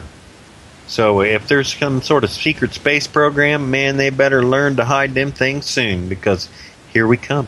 And I ain't no kidding, we're coming in force. There's a lot of commercialization going on, and people wanting to put up these cube satellites and exploration, and some even to Mars. There's private folks that are trying to send up some cube satellites towards Mars coming up too. So that's space is being explored, and it's taken off. As many of us, like us, doing this project, we're out there. We're heading out there now. So it's either going to come out in the open, or you better learn to hide your stuff well out there. I got a question coming from Michael in the SOR Space Travelers Club, who is asking, what is your job, David, with the CubeSat project? I'm operations and public relations officer for the company. Dave Cote is the general manager. Curtis Hedges is our executive director, and he has done so much in helping get the word out too, and has been dealing in the background and raising some money in other places, and he's the one that found this possible deep pocket that's going to be helping out. We'll know more about that Monday, I guess. He has a meeting Monday, but I'm going to probably be taking over most of it next year, because Dave Cote may have to step down from the project for a while, because he's working on he's really into programming and stuff, and something to do with quantum computing, I think it is. He's going to be really working on that in a medical background, a medical part, or something to do with that, something medical. But he's going to be doing a lot of that next year, so I'll be pretty well running the project after it takes off pretty well. So, yeah, that's what I will be doing. And public relations, like I say, I've been doing all the radio shows, and since, a year and a half now, I haven't missed but one radio show I had to cancel, and that's when I was in the hospital 3 weeks ago. I had to cancel. But that's what I do. Well, you're a busy man indeed with this project. So what happens if you get the elusive smoking gun photo? What would be that smoking gun for you? And I'm not just saying a little speck that looks about, 80, 90, 100 miles away. Yeah, I totally get you on that, Dave. And here's my my hope, and I've explained this to other people.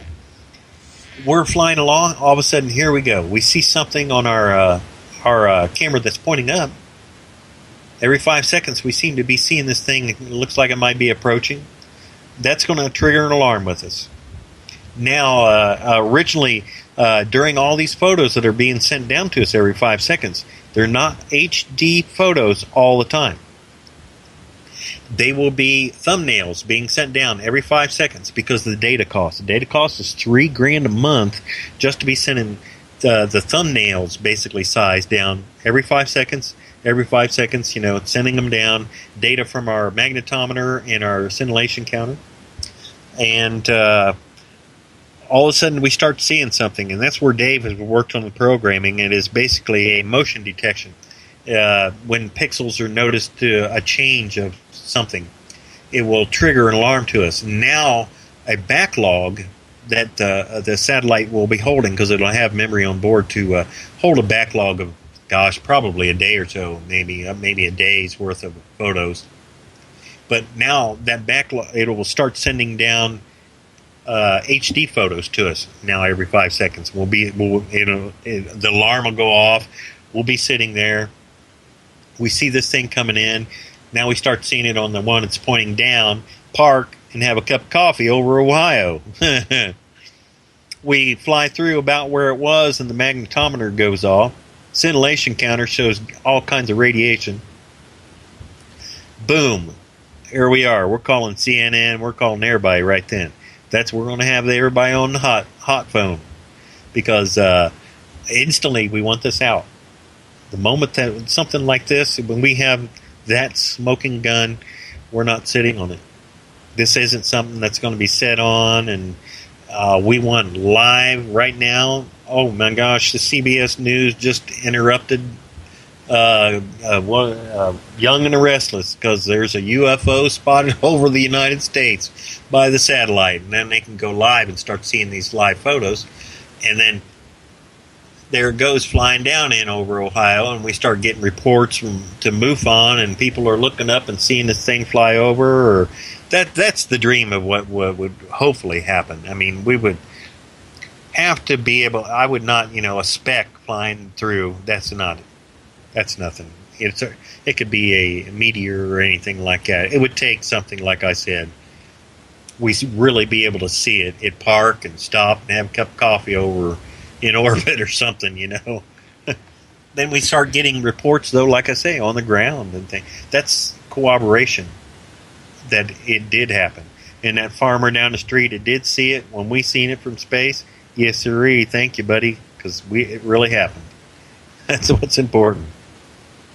Absolutely, that's what's important with everything, is to try and get that proper information. But how close does that photo have to be in order for you to say you've got that smoking gun photo?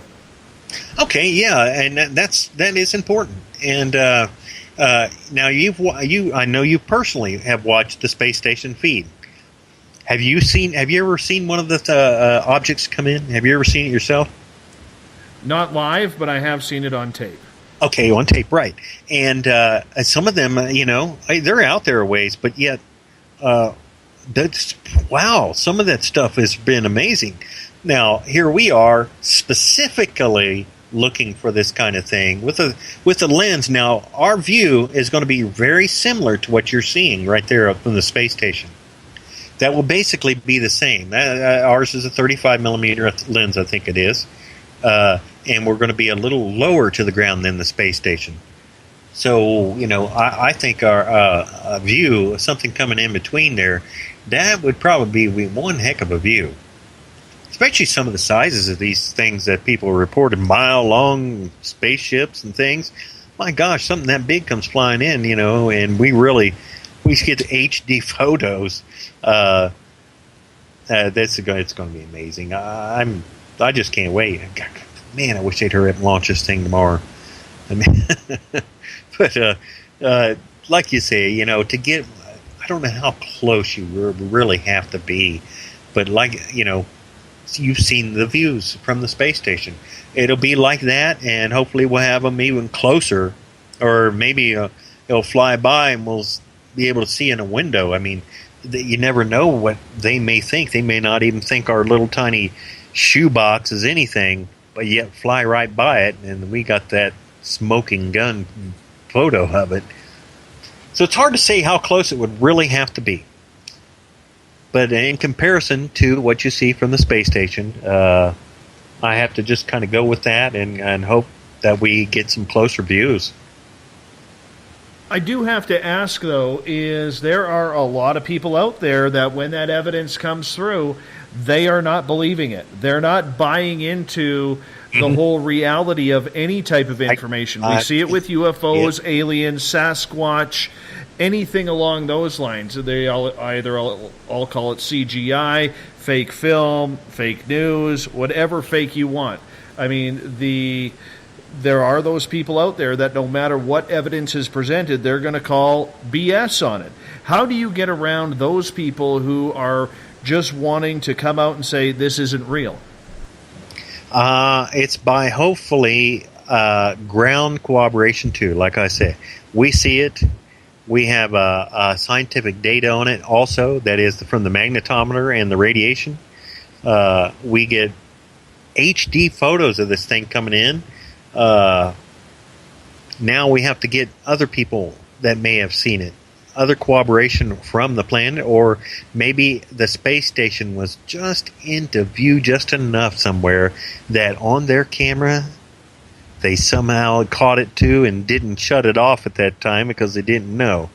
So we have to really look at the data. What we have now, we're going to have to go back and look.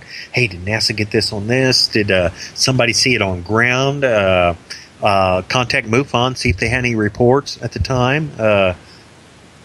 It's going to be a job, but we have to prove this somehow. I mean, my gosh, how can you keep denying this? You know the guy who runs SETI, Seth Shostak. That guy is the biggest disbeliever and hater of UFO stuff, and yet he runs SETI. I never can get that one. That one always bugged me. But you were talking about SETI earlier. They haven't heard nothing. Now, do you know that they're not just listening out there? Do you know that they're only listening on a certain frequency? And that is in what they call the hydrogen band. That is what they think, that if a civilization out there might be trying to communicate, that they would send it on that band, and that's what they're listening for. Only. That's it. They're not trying to listen for a TV signal or a thing. We're not sending out that kind of stuff out in space for anybody to listen to. We're sending out TV, radio, all these different frequencies and things that if someone was way out there and tuned in, like from the movie Contact. Remember when it showed Hitler? They bounced back Hitler doing the Berlin opening of the games there at us. It was because it was a TV signal, television. That frequency, they're not listening for that kind of stuff. And that always bothered me too. Why aren't they listening for some of these other things too? They may be another civilization of their radio or things like that. So I'm not a big supporter of SETI because I just don't think they're doing this the way that we really should be. And I know that they say that this is a noise level problem. Well, okay, do this. Go send one of them, them old-time satellite dishes when we were, younger, that when satellite TV first come out, they were like 10 foot wide on your backyard.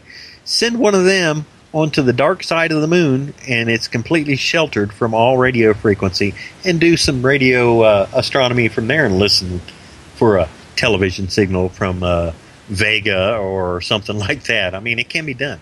And I'm not a big supporter of SETI because they aren't looking where I think they should be looking. The hydrogen band only. And I don't buy into that. So are there any other groups then, David, that are doing this properly and trying to maintain some sort of contact as well? Well, there is someone in Russia, wasn't it, that was listening to a little different frequencies. And I think they had actually come across something a while back, but then it was shown that maybe it wasn't, or maybe they were discredited. But I don't see any other real groups out there. I know the Allen Array is still, they work with the SETI, and they're looking at that, like I said, that darn hydrogen band. And yeah, it's a quiet band. And that's the thing. And then they can listen because nobody on Earth is broadcasting in that. But yet, they would have to be somebody way the heck out there somewhere using that band to send a signal towards us. That's just pretty far-fetched, man. I listen for television, listen for radio, listen for bands that they would be using on their planet. like we are. We're sending out so much junk out there that just like from the movie Contact, them people are hearing our broadcast from way back. It's practically 100 years now we've been using radio. So 100 light years away now, our signals are out there and could be picked up somewhere in the far fetches of space.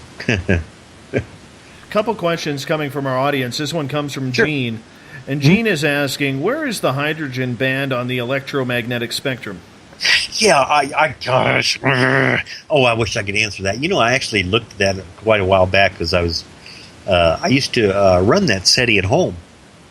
And I tried to help out for a long time. I run their SETI at home screensaver program where it was going through data and things like that.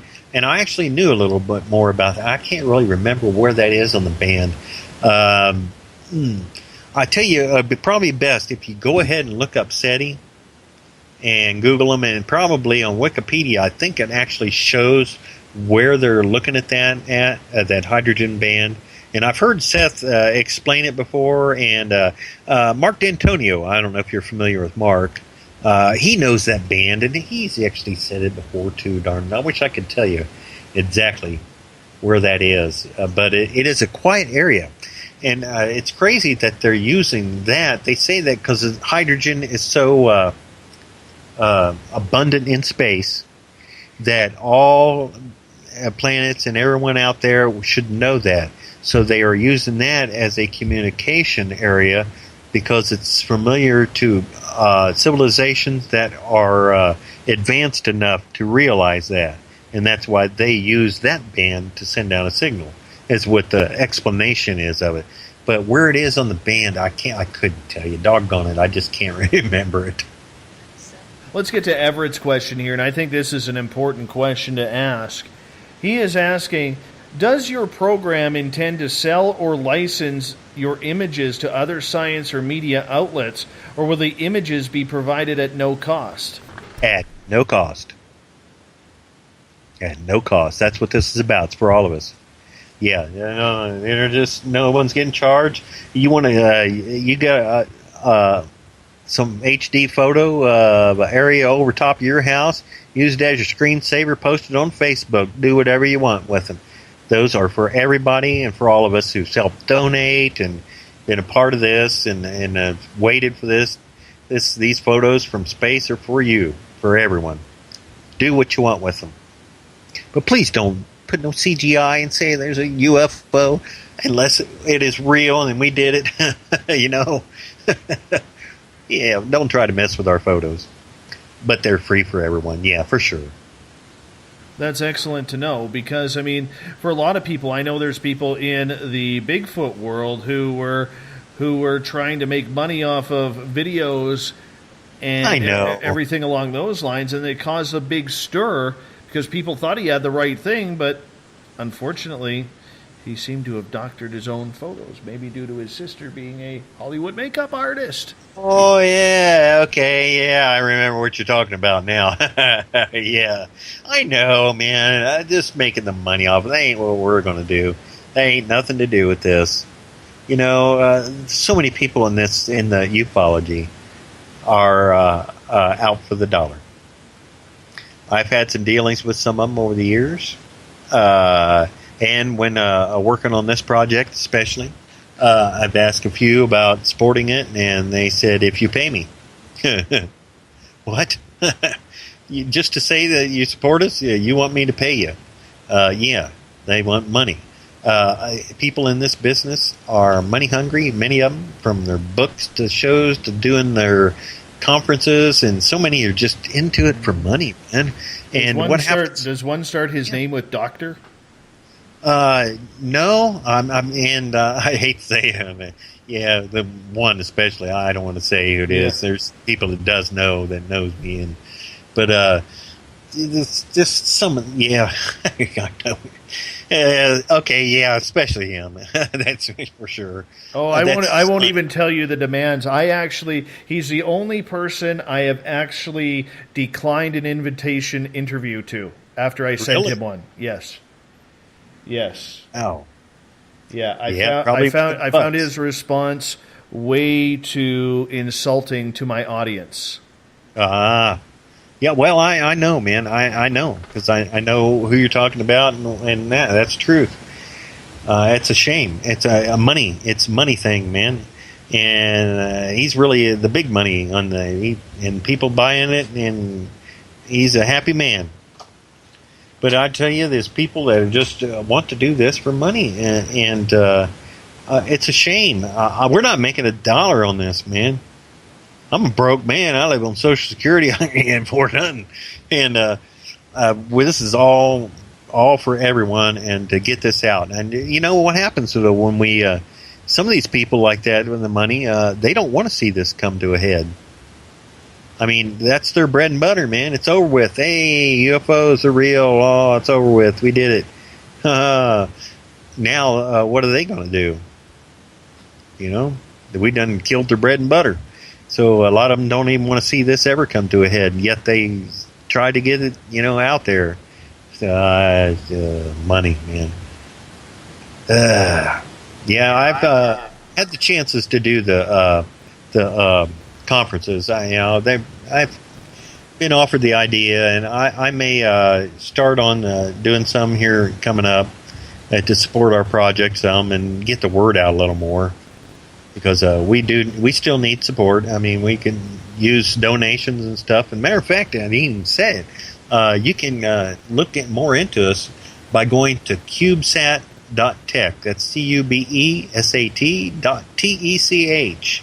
CubeSat.tech. That'll take you to the Fine Line Labs site, where it'll give you a lot of more information and the more of the technology it's into the CubeSat, from the computer board to everything. All the good information is right there. So you can go there and look around there at CubeSat.tech and donate if you can. But, that's our website. I didn't even mention it the whole show, man. My people are going to hate me. Well, I mean, it does take some time in order to figure, this whole priority out. And let's face it, you're doing this for the public, so you do need the public to help you out as well. Yes, we do. But you have to do me and my listeners a favor. Sure. If you meet up with Carl. Now, Carl is a gray alien that came to my window while broadcasting this show back on April 20th, 2015. We named him Carl because he just looked like a Carl. And if you run into Carl while doing this mission, can you tell him I'm waiting for him? Send him a little note. Sure will. I would appreciate that, because that bastard keeps standing me up. I'm getting pissed off with it, to be honest. Oh, man, that sucks. I'm sorry, Dave. Not a fan of the Carl right now. He's upset me. He's totally upset me. So if you could do that, I would appreciate it. And if Carl shows up at your camera window, just point him, go to Canada, British Columbia. I would appreciate that. Yeah. Yeah, I do. What if he flies by and he's flipping me the bird? Oh, it wouldn't surprise me. Holding up a sign that says, "Ha ha, Dave Scott." Exactly. Carl would do that. Carl would totally do some crap like that. He really would. It is BS. It really is BS. But getting back to a serious part, I got a question from Catherine here. She is asking, what if you find out the one truth, the one that will persuade you not to release your findings? Is there a backup plan for that? One that would that we wouldn't want to release our findings? I'm a little puzzled on that. Read that one again. How did she put that? Well, let's say you get something that you just don't feel the public would be ready for, or something along those lines. Would you release your findings anyhow? Yeah, because I think that's what this is all about, is truth. Yeah, I know what you're saying. Say we all of a sudden we see a fleet of battle cruisers coming, with a bunch of 80-foot tall monster aliens driving them, or something. Would I not release it? No, I think the truth is more important. No, I really do. Something that we wouldn't want to release, I just don't see that. It would be, it would have to be something really bad, but I just don't see us not releasing it, because it's all about truth and disclosure. That's what this is about, man.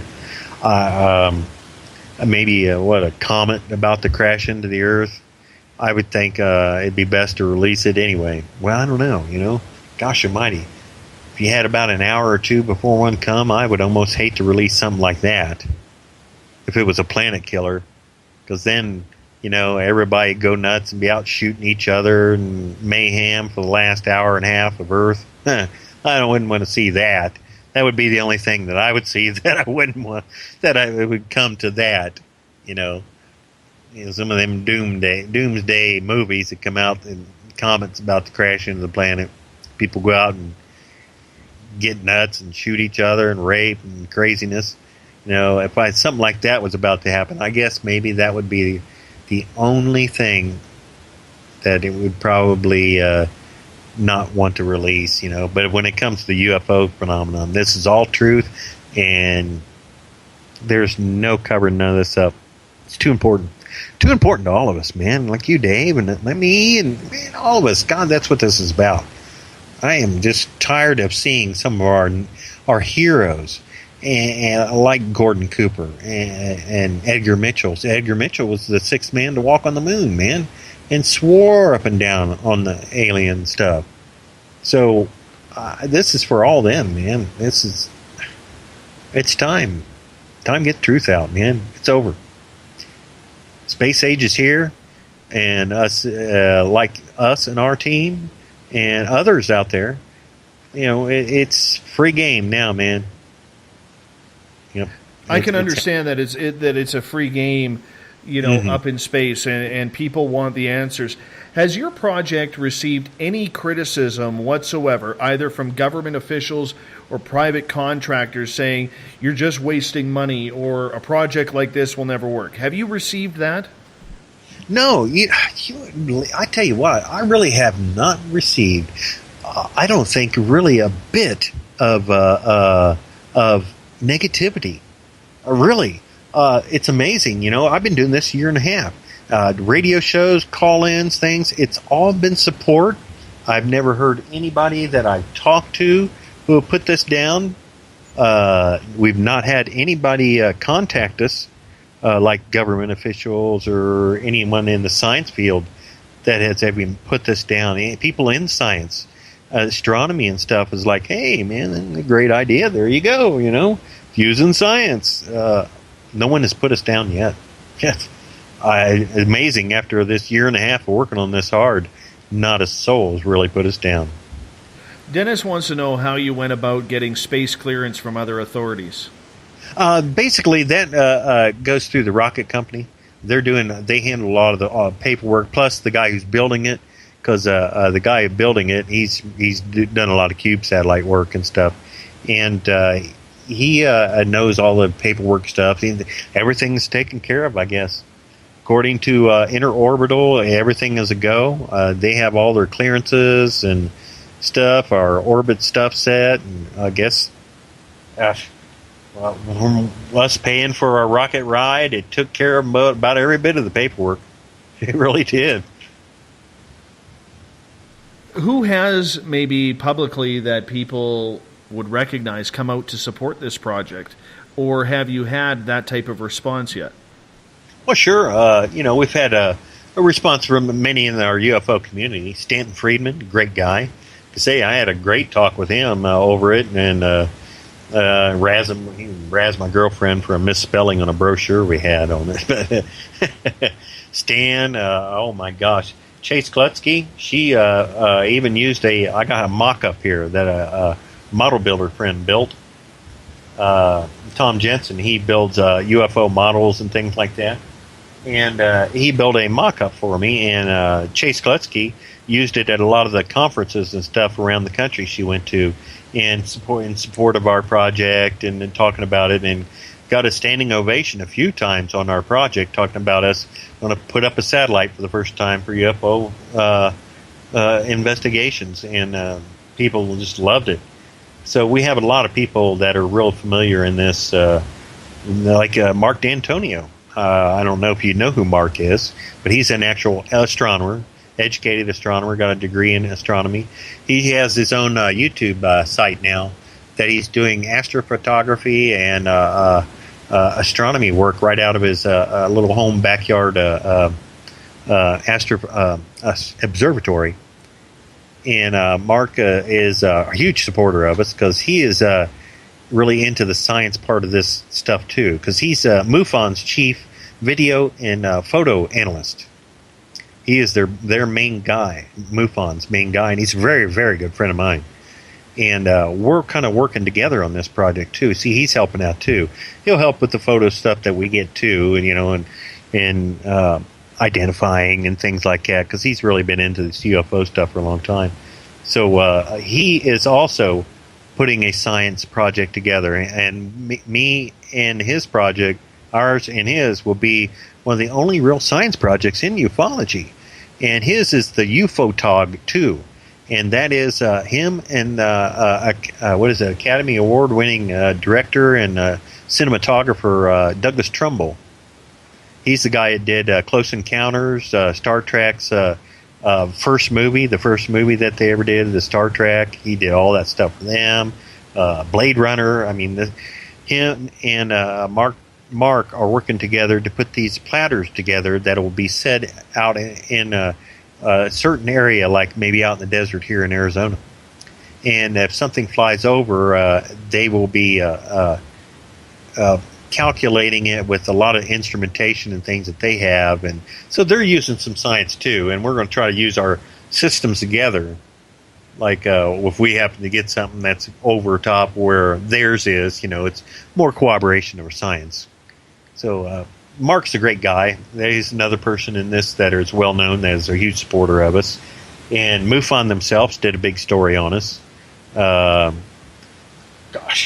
around the world in ufology, a lot of the big names have really stepped out in support of us. So, hey, thumbs up from all of them so far. I haven't had no one in ufology ever say anything bad about it yet. We only got about 5 minutes left with you tonight. And, Dave, I want to say thank you for coming on to the show with us. Sure, Dave. If you do find that information that you are expecting to get, which is actual photographs of spacecraft that are not human, how do you know whether or not they're actually not human, considering the secret space program, if it is to exist, may have craft running around left, right, and center up there? Right. The only thing we can say that it is an unknown crazy craft. It looks like the UFOs, we'll just have to show what we have. If it looks like the old saucers and things from the old days, or like still may be that, it's hard to say what we're going to see. Like Stevensville, the big Stevensville incident, that was like a mile long rectangular shaped monster, huge thing. It could be something like that. So, we don't know what it could be, if it's ours or theirs. Hopefully we'll be able to see in the windows. That's be what's so important. We can see in the windows. And if you get that first UFO shot, because in reality all it takes is one. In those 90 days, hopeful, maybe more, maybe less, that it will be up in space. All it takes is that one photograph that is clear and concise. Would that make a large press towards doing this again? Oh, absolutely. See, that's gosh, I didn't really say that. We really wanted to try to make this a regular thing, since we're looking at only so long. There is options for propulsion systems on cube satellites nowadays. They're very expensive. Now, we could extend our mission beyond this 3 months by putting one of these propulsion systems on, and it's used for what's called station keeping, and every once in a while it fires a little impulse jet or things like that, and we'll keep it up in there longer. We could either keep this one going longer or keep putting this up regularly and bringing the cost down by doing these and learning more every time that we build these and make them cheaper and cheaper. And getting a ride, like they say, they're wanting to take the price from $16,000 all the way down to $8,000, making this a regular thing. That's half price, basically. So this could be a regular thing by putting these up every so many months, or a fleet of them even. So, you know, this first one is that's our experiment. This is our beta test. Let's see what happens. We may end up with more of them up next year too. If even a small fleet of them. It depends on what happens. We'll see how this first one turns out. Would you have more success if, say, you had 10 or 12 up, or even 5 or 6? 5 or 6 would probably be enough. It would, Dave. If we had 5 or 6, because they circle every 90 minutes, you know, that's the orbit. If we had 5 or 6 of them darn things up in a little bit different orbits each time, we'd be covering the planet pretty darn good with just 5 or 6 of these things all the time. So, you know, I could see getting someone like, the Avatar's director was James Cameron, somebody rich like that on board that believes in Hollywood's been doing these alien movies forever. Come on, some of you directors out there, some of you guys, man, shell out some bucks to us, and let's put up a little fleet of these things, and let's see if they're real. Been making all this money on the fake ones in these movies. Let's see about the real thing, man. You know, shell out a few bucks. Dave, we only have about 35, 40 seconds left with you here. Please explain to our audience where they can find more information on CubeSat for disclosure. Yeah, go to cubesat.tech, CUBESAT.TECH. That'll take you to Fine Line Labs. That's Dave Cote's site for his work and programming and things. And have a look around at that page there. You can donate to us a little bit, throw in $5 or something, man. I mean, it's for everyone. This is how we're going to do it, man, is by everyone who has helped out, donate. Come take a look at that. You can also find a few different things online by looking for CubeSat for disclosure. You'll probably find some previous radio shows and things from me. So right on. Thank you, Dave. I really appreciate that.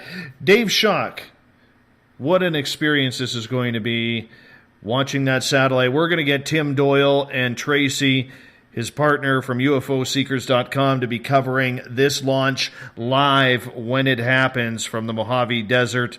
It's going to be absolutely fantastic. We're looking forward to it. Wouldn't it be amazing if they actually caught something? Let's keep our fingers crossed as we stay tuned with this story. Dave Schock, our guest tonight for the first 2 hours. Everett Thiemer from the Encounter Online is going to join me in hour number 3 as long as his signal holds. Apparently there's a big thunder and lightning storm happening in the Chicago area right now, but we're going to get Everett in with us for hour number 3, where we're going to continue with this as well. You are listening to Spaced Out Radio. I am your host, Dave Scott. We got 1 hour left, 2 hours down. Thank you so much for tuning us in tonight. We'll be right back. Looking for a great weekend getaway this fall? Hi there, this is Dave Scott. Come on up to the heart of British Columbia for the first annual Spaced Out Radio Caribou Paracon, being held at the Spruce Hills Spa and Resort in 108 Mile Ranch, British Columbia. Speakers from all over North America are coming to discuss Bigfoot, UFOs, ghosts, and intuitiveness for the 3-day event, September 29th to October 1st. For more information, go to spacedoutradio.com and click on the Caribou Paracon banner and book your tickets today. Come to BC, where the paranormal is waiting for you. The SOR Sightlines is a place for you to find answers to your strange experiences. Hi there, this is Mike Schmidt. If you have had an encounter with ghosts, UFOs, Bigfoot, ETs, or anything else that doesn't make sense, head to spacedoutradio.com and file a Sightlines report. All information you give is 100% confidential, and I will personally help you find the answers you need. SOR Sightlines. Your answers are a click away. Have you got your Cosmic Passport? If you need one, tune in to Cosmic Passport on Spaced Out Weekend. This is Elizabeth Anglin, ET experiencer, spirit medium, and host of Cosmic Passport. Each weekend I'll be bringing you interviews and support from other paranormal experiencers, and the best in intuitive spiritual guidance from across the globe. It's all happening starting at 9 p.m. Pacific Time, midnight Eastern, on spacedoutradio.com. Hi there, I'm Butch Witkowski, lead investigator with U4COP, on the final Monday of every month. you can listen to me and host Dave Scott on Spaced Out Radio's Strange Days. We're going to get to the heart of the matter when it comes to what's happening out there. People are seeing and experiencing things from ET contact to Bigfoot, and I want to hear about it. Your experiences are what we investigators need to help solve these unknown mysteries. So tune in at spacedoutradio.com to the final Monday of every month from Butch Wachowski's Strange Days. This is your medium, Joanna, from Spaced Out Weekend, 2 mediums and a large. I would love it if you would come and join us with host James Tyson every other Sunday on Spaced Out Weekend. Together, we will take your calls and your questions live. Our goal is to provide you with a positive outlook on deep questions that you may have. Questions regarding love, relationships, money, or whatever else is on your mind. Come and check us out at spacedoutradio.com. This is Eric Markham, news editor for the Spaced Out Radio's The Encounter Online. We have put together a great team of writers and journalists from all over the world to bring you top-quality paranormal stories. From alien encounters to the latest conspiracies, you won't find any of that fake news here. True stories and top-notch reporting as we look to bring these experiences to the mainstream. The Encounter Online, only at spacedoutradio.com. Patrolling the Pacific Northwest, we are always on the lookout for the strange and unassuming stories that real people are experiencing. Hi, I'm Vincent Zunza from Pacific North Weird. Me and Alexandra Sullivan have teamed to bring to you those odd stories that never seem to make it into the mainstream. Stories so weird that will leave you scratching your head wondering, is this real? It's as real as it gets with Pacific North Weird. You can watch our videos right here at spacedoutradio.com. Become more intimate and interactive with Spaced Out Radio. Join our Space Travelers Club with your new membership. For $5 a month, we'll provide you with special access to the website, monthly prize draws from books to psychic readings, along with monthly newsletter, private interviews, and more. Sign up today to be part of Spaced Out Radio's experience. Looking for a place to advertise at a very reasonable cost? Look no further than Spaced Out Radio. SpacedOutRadio.com has an advertising tab that you can click to check out our daily, weekly, and monthly packages to play on the radio, or our website including social media. From commercial spots to banners, we have it all. Check out our competitive pricing today. Don't have time to listen to Spaced Out Radio live? Wherever you are, the car, the office, the shower, or even if you're traveling, we're right here for you. Each Spaced Out Radio show can be found on iTunes, TuneIn, and on our YouTube channel, Spaced Out Radio Show. It's the perfect way for you to catch up on our shows.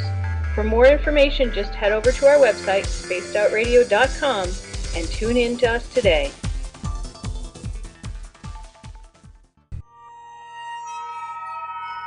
You hear footsteps in the empty room above you. A rocking chair begins rocking by itself. Don't be afraid of the things that go bump in the night. Reach for Spirit Storybox, the iPhone app the Huffington Post UK called the only ghost hunting app you will ever need. Spirit Storybox. The spirits are telling their stories. Are you listening? Strange creatures lurking in the night, the sounds of wood knocking in the forest, odd happenings right out of a fictional world. These are the reports I love. Hi there, this is author Ronald Murphy, and I would love it if you join me and Spaced Out Radio host Dave Scott the second Wednesday of every month on our journey into the unknown land of cryptozoology at spacedoutradio.com. From Mothman to Frogman and everything in between. Hey, they don't call me the crypto guru for nothing. Did you know that Spaced Out Radio runs 7 days a week? Hi, it's James Tyson from Spaced Out Weekend. Every Saturday and Sunday night, starting at 9 p.m. Pacific, midnight Eastern, you can join me and my guests for some great chatter about what's going on out in the universe, or even in that dark part of the basement you really don't want to go back into. Well, let's find the answers to your experiences together. So come on up to Uncle Jimbo's cabin on the weekend. For more information, look us up at spacedoutradio.com. The views and opinions expressed by tonight's guest and topic of discussion do not necessarily represent the official policy or position of Spaced Out Radio, Spaced Out Weekend, Spaced Out Radio Limited, its hosts, syndicated carriers, or anyone associated with this broadcast. You're listening to Spaced Out Radio with Dave Scott. Follow Dave on Twitter at Spaced Out Radio and hashtag Spaced Out Radio, and on Facebook, Spaced Out Radio Show. Now, back to the program. Welcome back to the final hour of Spaced Out Radio tonight. I am your host, Dave Scott. Great to have you along for the ride this weekend, Spaced Out Weekend with James Tyson and Elizabeth Anglin, as they bring you 7 nights a week programming right here, starting at 9 p.m. Pacific, midnight Eastern Time at spacedoutradio.com. We want to welcome in everyone listening in on WQEE 99 Rock the Key down in Noonan, Georgia, home of The Walking Dead. We are also live on the United Public Radio Network, 107.7 FM in New Orleans and over 160 countries around the world. Good to have you with us as well. We're live on KTLK, The Fringe FM, Renegade Talk Radio out of Las Vegas. And if you're listening in on Revolution Radio, remember the Double R Machine is a donation station financed by you, the valued listener. Head on over to freedomslips.com and donate today. Bill Cardwell has set the password for tonight in the SOR Space Travelers Club. Ichthyo Ali Ento. I don't even know what this is. Bill said it was going to be a level 10 password for tonight. It is impossible to pronounce, but Bill sets the password each and every night right here on the mighty SOR. Damn you, Bill Cardwell, for stumping me. I'm not going to make myself look like an ass this time. Now, if you want to follow us on social media, you can do so on Twitter at Spaced Out Radio. Give our Facebook page a like, Spaced Out Radio Show. Follow me on Instagram, Dave Scott, SOR. You can also tune us in on TuneIn, download this show and others on iTunes. We're also on iHeartRadio in the United States. Our website is spacedoutradio.com, where we have a plethora of features for you, including checking out some great videos from Contact TV and UFO Seekers. Read up on the Encounter Online, our news section. Go to our store, pick up a t-shirt, stickers, posters, and so much more. It is a plethora of excitement at the new look, spacedoutradio.com. For the final hour tonight, we bring in Everett Thiemer and Eric Markham, a resident scientist from the Encounter Online. Gentlemen, welcome. Hey guys, how's it doing? Well, you know, that first 2 hours was very interesting indeed with David Schock. Very interesting indeed, because I hope he finds something. I really hope they are able to find a UFO or something along those lines, because I am, as an experiencer, I want to see it happen. I finally want to see some evidence from space. Everett, what's your thoughts on that? You definitely have to appreciate his enthusiasm. And I think one of the things he said about disclosure, and it's something that's been coming around for a while, that people have been talking about governments not wanting to disclose anything in fear of lawsuits and that kind of thing. That is really starting to become an idea, and I think the more I think about it, the more it makes sense. And as much as sometimes I didn't exactly agree with his ideas or things that he said, I think they're going about it the right way. Preacher, what's your opinion? Do you think they're doing it the right way, or do you think there's some holes that you feel from a scientific point of view that they got to fill? I think it's a good start, but I think he's underestimating the ability of the government to block things or to zap unwanted satellites out of space. His idea of, they want somebody to do it for them, I don't think that's necessarily true. You know what? That is a concern, but he did say that if any of the photos do go missing, they will call out whoever did it, if they know who did it. And as much as I am hopeful that it doesn't happen, I do believe that there is a very strong possibility, Preacher, that they may have some photos go missing. They may have that satellite all of a sudden go off feed, because unlike David said, I've talked to a number of people on this show, And in my opinion only formed by what I have heard, I don't think the government is ready to allow anybody to know what is happening above our atmosphere. I don't think so either. Whether it's ufological or whether it is man-made and part of some secret space program. Preacher. I don't think they're going to let the cat out of the bag yet. There's too much. Okay, once you start doing ET is real, and there's that opens up so many cans of worms. The alternative fuels, the whole suing the government because of all the people they made jackasses out of over the years and impugned because they believed in UFOs. I don't know. I don't think we're going to see it in our lifetime. Not if the government has anything to do with it. Now, I'm not saying it's not going to happen if ET gets fed up and just decides, hey, game's over, here we are. Everett, would you say that there's a high chance that if they do get something on there that that we could see a hijacking of some sort? Well, yeah, I think there's the possibility. As soon as you bring in another company or organization into this, and I believe who's Eric, you can answer this. Who's doing the relay? Because this is being relayed to another satellite and then back down. So I don't know what the delay is going to be in terms of image times, but there's definitely an opportunity for somebody to look at these photos and quickly scrub them and then just continue the flow on. If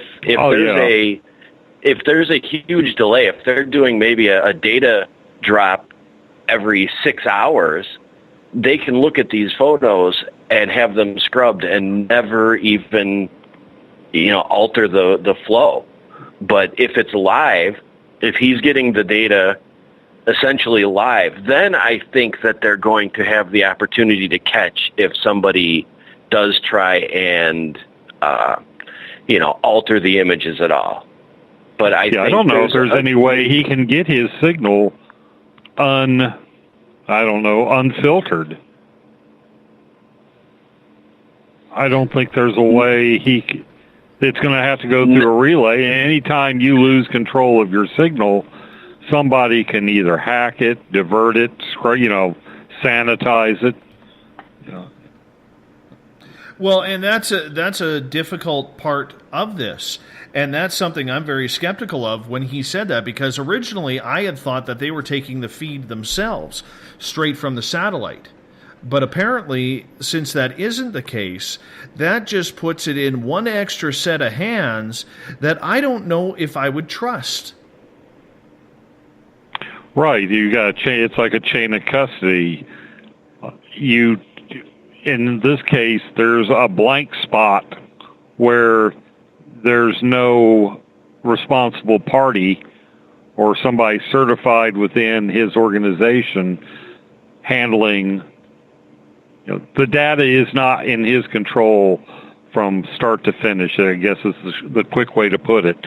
So he could get the smoking gun picture, E.T. sitting there mooning us through the windshield of their UFO and never get it because it gets filtered out before it gets to his feed or his receiver.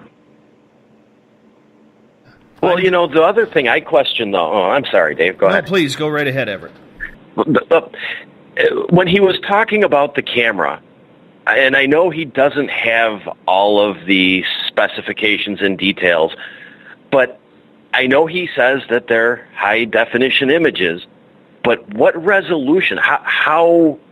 These are not going to be satellite quality or what we think of as satellite quality images, are they? Well, if it's a CMOS, that could be basically like your high-end Canon digital SLR camera. So the white filtering on the CMOS, which I posted what it means, it doesn't make any more sense when to me, than when I know what the words are than using the acronym. But the white filtering on that, the white noise filtering on that particular kind of chip, and the resolution is very good. I mean, if you look at something like a Canon T3i camera, which was one of those where they went to the CMOS, you're looking at I'm thinking the resolution was on video was 1920 by 1080 pixels. So, that was pretty good, pretty decent. I think the sensor resolution on those was 18 megapixels. So you're looking at a pretty good imaging system right there. I want to get Not to mention that you can get a lot of good white noise filtering out of that as well. I want to get to Gail's question here, and Everett, we'll start with you on this one. She says, I do not believe anyone does something of this magnitude for an expectation or no return or profit. Do you believe that they are actually going to do this for free? Yeah, I kind of do. I really do. I mean, he's getting donations. You have to appreciate his enthusiasm.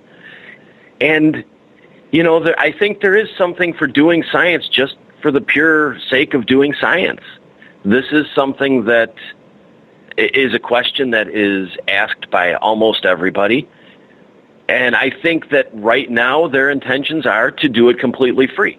Now, maybe if this one is a success, or they go down the road of they find something a little strange that generates another mystery, could that change their point of view? Maybe they alter things a little bit, get some sponsors, that kind of thing. It's possible. But right now, from what I heard, I really believe that he's doing it just for pure science. I hope so too, but if they get that smoking gun preacher, that photo of, say, a craft within, let's say, 100 yards of this satellite, and they're able to get a high HD resolution photo of it, is that not one that all of a sudden becomes profitable? Whether they're selling whether they're selling it to the media, okay, to the highest bidder, or whether or not they are selling it to some sort of public outlet. I don't even think you have to sell the image. I think once he has the image, he can merchandise himself. The image would be a stepping stone toward what, the media powerhouse he would become. So I think on the front side, he can give the picture away, at least the first one, because it's going to generate notoriety. He's going to be made after that. I just feel like he would be. It's like the first person to catch a Bigfoot. They could let the Bigfoot go after they got the DNA testing, and they'd be made without it. So I think there's a different way of marketing, and that, maybe Everett can elaborate on that. That's more his field than mine, but I'm just thinking having the picture and having the definitive proof would create its own business model afterwards. Oh, it certainly could. I mean, he could probably make a killing. His whole team could make an awful lot of money on the speaking circuit after that were to take, if that were to take place. I don't know what his, ultimate end game result is or what he hopes it to be, but just from what I've heard tonight, I'm willing to accept that right now he's doing it just for the science. Could there be other things that he has planned? Sure, there's a whole bunch of marketing opportunities, but he did say that, everything they get, at least on the front end, is going to be completely free. Now, does that eliminate the idea of selling T-shirts or writing a book or making a movie? No, it doesn't. But right now, he has to catch an image first. Right. But if he catches that image, he's made. That's if the government allows him. Let's face it. But, you're right. I mean, if he allows that first one to go free, and he's a made man then, because any further photo from that in future satellite projects along this line, it is going to be, very interesting to see where the media takes that. But, I'm going to put my skeptical hat on here for a second. Here is a gentleman that really, I think his heart is in the right place. I think David Schock is doing this for all the right reasons. And as an experiencer, I really hope he gets something. And I'm going to throw our support behind that. And, David has already said that we can get both Tim and Tracy from UFOseekers.com in there for the launch party that's going to happen in the Mojave Desert, which is right by them. And, I want to throw my support 100% behind this because, well, like I said a couple of times already, and I'm repeating myself, as an experiencer, I want to know. I want to see that photo. But if I put my skeptical hat on for a second, here we have a gentleman, yes, we have him and this company, basically, in the public's eye, they're not a popular company, okay? And I mean that as no insult to this company. Okay, they're not a NASA, they're not a SpaceX, they're not a Virgin or somebody along those lines. Okay, what they are is they're a company who is doing this out of their own goodwill to make this happen. I think we can agree on that. But David is also using a couple of words. Trust me. I'm going to get that photo. I'm going to release it. You need to trust me. There's a lot of people out there, Everett, who will say, how do we know, David, we can trust you on this? Do you get that as well? Yeah. I see where you're coming with that, and I can understand it. At this point, I don't think anybody has a reason to not trust him. I guess if you've donated to him and you're a little leery, or you're thinking about donating and you have kind of some of the same questions that we've talked about tonight, then maybe trust comes in there. But right now, I don't think anybody really has a reason to not trust him. I mean, they're doing everything. They're doing this the least contaminated way they can, and I think they're going down the right path. And until they show us a reason to not trust them, we should probably try and trust them. Preacher, your thoughts on that? I'm thinking, I have to agree with Everett. I think until this guy proves himself to be a shyster of some kind, give him the benefit of the doubt. I'm not saying give him thousands and thousands of dollars, but hey, price of a pack of cigarettes, or, something you can afford to throw away. Give him that, donate that, and then kick back. If, worst comes to worst, you lost $10-20. The best case scenario is you're one of the people that funded the disclosure of UFOs. So, it's really not. I think it has the potential to be pretty amazing. But yeah, I'd give him the benefit of the doubt, because until now, if he changes the story once the satellite gets up there about, well, it's going to be a subscription, if he modifies anything that he has said after that, then we just chalk him up to another, person, screwing the UFO community. Yeah, I understand that, but I think I really believe Dave is legit. I think this project is legit. I think they're doing it for the absolute right reasons, and I am very excited about where they take this. And, for the sake of Dave, because, he just seems like a lovable guy. This is the first night I've ever had a chance to talk to him. He seems like a lovable guy who actually has the knowledge and the capacity to help put this together, number one, but enough caring for mankind to say, let's take this one step further. Let's see where this goes, and let's see what we find. He's not guaranteeing results. He's hoping for results. So I think in the end, I'm very, very excited to see what they can do. And, his message hasn't changed from other radio shows either that he has done. So let's hope and let's throw our support behind it. At least that's my opinion. Because if he does get that photo, he's changing mankind. He's literally changing mankind. Where literally the government, Everett, will either have to come out and admit that he got something or admit that they're hiding something that's ours. Would you agree?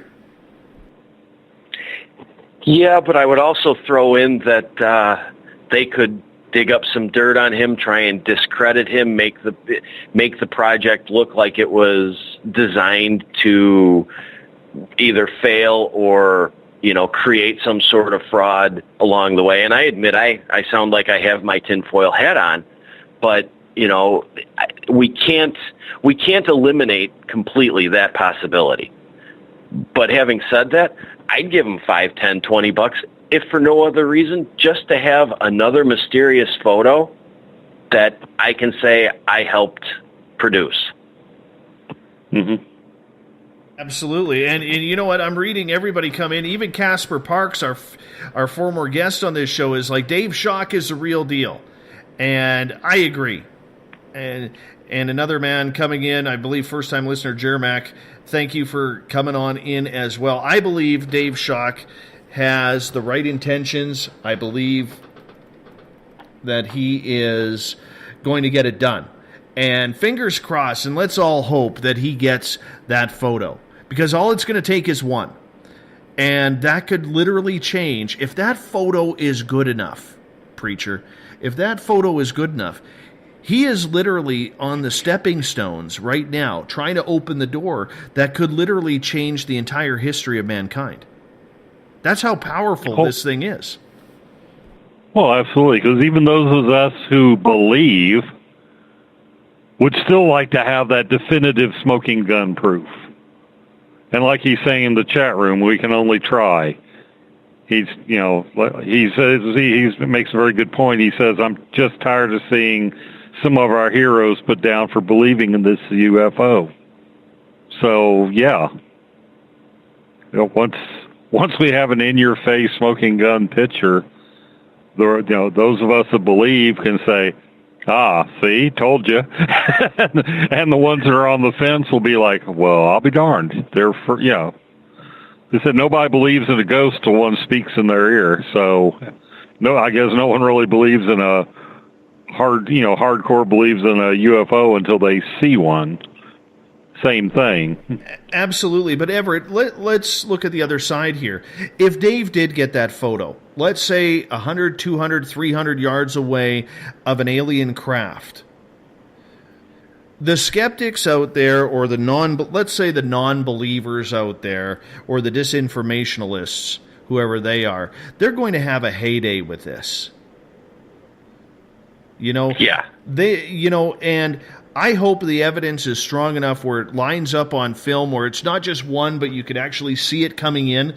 So it's a proof of 10 to 20 different photos if they're being taken every 5 seconds. I hope he gets that rather than just that one photo, because these people, these disinformation pundits or whoever they are, they will have a heyday on this, and they are going to do whatever it takes to try and ruin that credibility. And I'm not trying to sound negative here, but this is the reality. We see this in this field. We see it. So I really hope that he is prepared for that. And I really hope that people don't try and take advantage of it in case he does get that smoking gun. Well, you have to see and appreciate the irony in all of the millions and trillions of dollars that have been spent trying to prove that there are UFOs in the sky. and this company can develop a satellite and do it for what, under $100,000? Was it about $50,000 to do this project? Less than. And there's a sweet bit of irony in just that alone. But what I'm afraid of is that he's not going to get a picture of a UFO 50, 60 yards away. He's going to get a picture of a UFO that is 10 miles away or 20 miles away. And it's going to be another blurry, sort of odd-looking image that really isn't going to be provable one way or the other, and we're going to end up with the same debate. That's why I was asking about the camera earlier, because as good as this project is, the likelihood that he gets blurry images or indistinct images is greater than he's going to get, like he mentioned, the battleships with the 80-foot tall aliens. He's probably not going to get that. But he is likely to get something that's indistinct, blurry, and can't be proven either way. And that's the part, I don't want to see that happen to him. I think this is too good of a project. It has such good intentions behind him that I, like you said, you don't want to be negative. I really want to get the evidence. But I don't think it's going to be a UFO right by the satellite. It's going to be a sort of blurry image from miles and miles and miles away. Well, the beautiful part about it is we'll just have to wait and see when this satellite is launched, which should happen early in 2018, late 2017, I believe. David, I know you're in the chat room listening in, so maybe you can clarify the launch date with us. But, I mean, in your aspect, Everett, as a journalist, what do you want to see? What would be that consequential proof that you say, damn it, they got something? I would like to see a pretty clear, distinct image of something that can't be tied to any known or possibly known government secret military aircraft. I want to see something that is obviously not engineered by humans, and I'd like to see it pretty clearly. I think that's what it would take for me to really believe it. Preacher, how about yourself? What do you need to see? I'd like to see two ETs wearing the T-shirts you and I got up in Provincetown. Yes. The ET had ones that I can't repeat what's on them. Exactly. No, I don't know. I think something to the, just something clear, well-defined, like Everett said. I've already seen them flying high. You know, no details, but I mean, I've seen their flight characteristics. So I would just like to see a clear image of what I saw making that, that pattern in the sky. As far as, as I go, Dave Shock is, preaching to the choir. I already believe. But it would be nice to see, okay, what does this craft that's zooming around up there making all these crazy tight turns, what's it look like? I'm praying they get a black triangle. I want to see them get a black triangle. That will really, really, I think, get, crap hitting the fan. I'm pulling for a black triangle.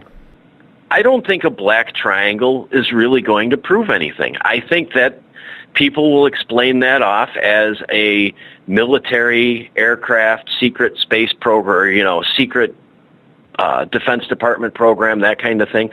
I want to see, something like out of Close Encounters of the Third Kind, or, the old cigar-shaped kind of UFO with the windows on the side. I want to see something like that. I think a black triangle could just be written off as something else. No, I understand that. I get that, but that's why I want to see it. I would love to see him get a black triangle, because one way or another, that question is going to have to be answered. You know what I'm saying? Are they ours or are they theirs? because there's so well, yeah, much then debate. it's going to be, is it then it's going to be, is it a TR-3B? We've heard about, that you're right. It's going to be, okay, these black triangles exist. Here's a picture of one. Now, fess up. What did you think, Preacher, about Dave's comments in regards to the fact that, there are people in government saying, go for it. It'll be easier for disclosure if the public gets it before we release it. In a way, that has a ring of truth to it. It can, I think we're to the point where something's coming along the pike that's going to force the hand. Maybe they're looking at this as a way of controlling the way their hand is forced, or minimizing the damage. Like damage. I guess damage control is the political term for it. So yeah, that has a ring of truth to it, to me. Well, it's kind of like spontaneous invention. 30 years ago, everybody was looking towards the government or the governments for disclosure. But it seems like over the past couple of years, everybody has really been looking away from the government and towards other sources and suggesting things like that the government would like it to come from an outside source. So I think it has a big ring of truth to it. I hope it does. I hope it does. Because I think it would be easy for the government to do that. However, the question is, are they ready? Are they ready for that photograph to come out? I personally don't think they are. I feel like something is going to force. I don't know. I don't think the government will ever be ready. But I think I think it's just a matter of time. I think they know they're on a short fuse as far as having to come clean. I just got this feeling that something is going to force their hand. Maybe this will be it. Well, I think this is their graceful way out. I think this is, well, yeah, you caught us. Yeah, I don't know. It feels like it's being very carefully orchestrated. I don't see a government saying, oh, yeah, you caught us. I see them acting as though they didn't know this was going on, and it's basically being disclosed to them for the first time, too. I can see them trying to play it that way, yeah. Yeah, I don't think anybody would believe it for a minute, but... No, but you would have one agency saying, well, maybe these guys knew about it, and all the alphabet agencies would be pointing fingers that maybe somebody over here knew about it, but it wasn't really known. And I think there's going to be, if it were to happen, there would be a whole lot of finger pointing and denial with just a basic umbrella idea of, well, we didn't know this was going on. Otherwise, it defeats the whole purpose of kind of having a non-governmental agency disclose it to, if the intention is to avoid any kind of lawsuits or anything like that. If it's disclosed and the government comes clean and says, oh yeah, well, we knew about it, that just opens the door right back up. And I don't think that would be their intention if their intention is to have it disclosed through a source outside of the government. You're right, I guess. That was sort of like a plausible deniability. Plus, all the government alphabet agencies will probably say, well, it wasn't us, it was, Northrop. Or, they'll start pointing their finger toward these corporate entities that supposedly have all the technology sequestered away and compartmentalized. So I can see them throwing, Lockheed and some of these big aerospace companies under the bus to save their skins. So yeah, that plays into it. Well, I think there would be a lot of people thrown under the bus. I do not believe for a second that the government would allow any type of disclosure. I don't even see them playing dumb, like, oh, wow, we didn't know this existed. This is amazing. You know, I can't see them doing that. After SETI, after NASA, after everything, come on. You know, I want to see this happen. And I hope to God it does, because it could cause and open that Pandora's box to make the governments around the world start answering some questions.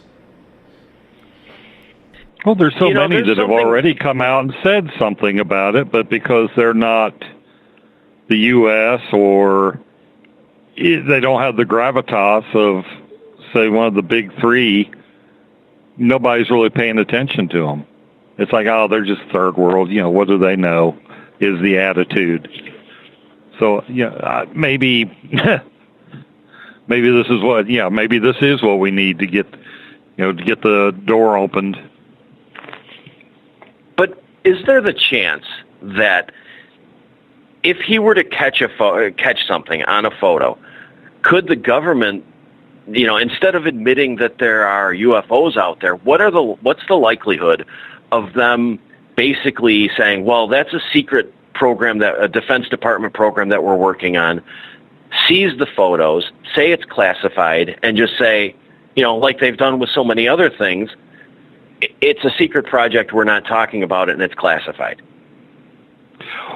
Well, I think the fact that he's going to have it live streamed, and if I understand him right, it's going to be out and in the public domain so quickly that they're not going to be able to hold it back.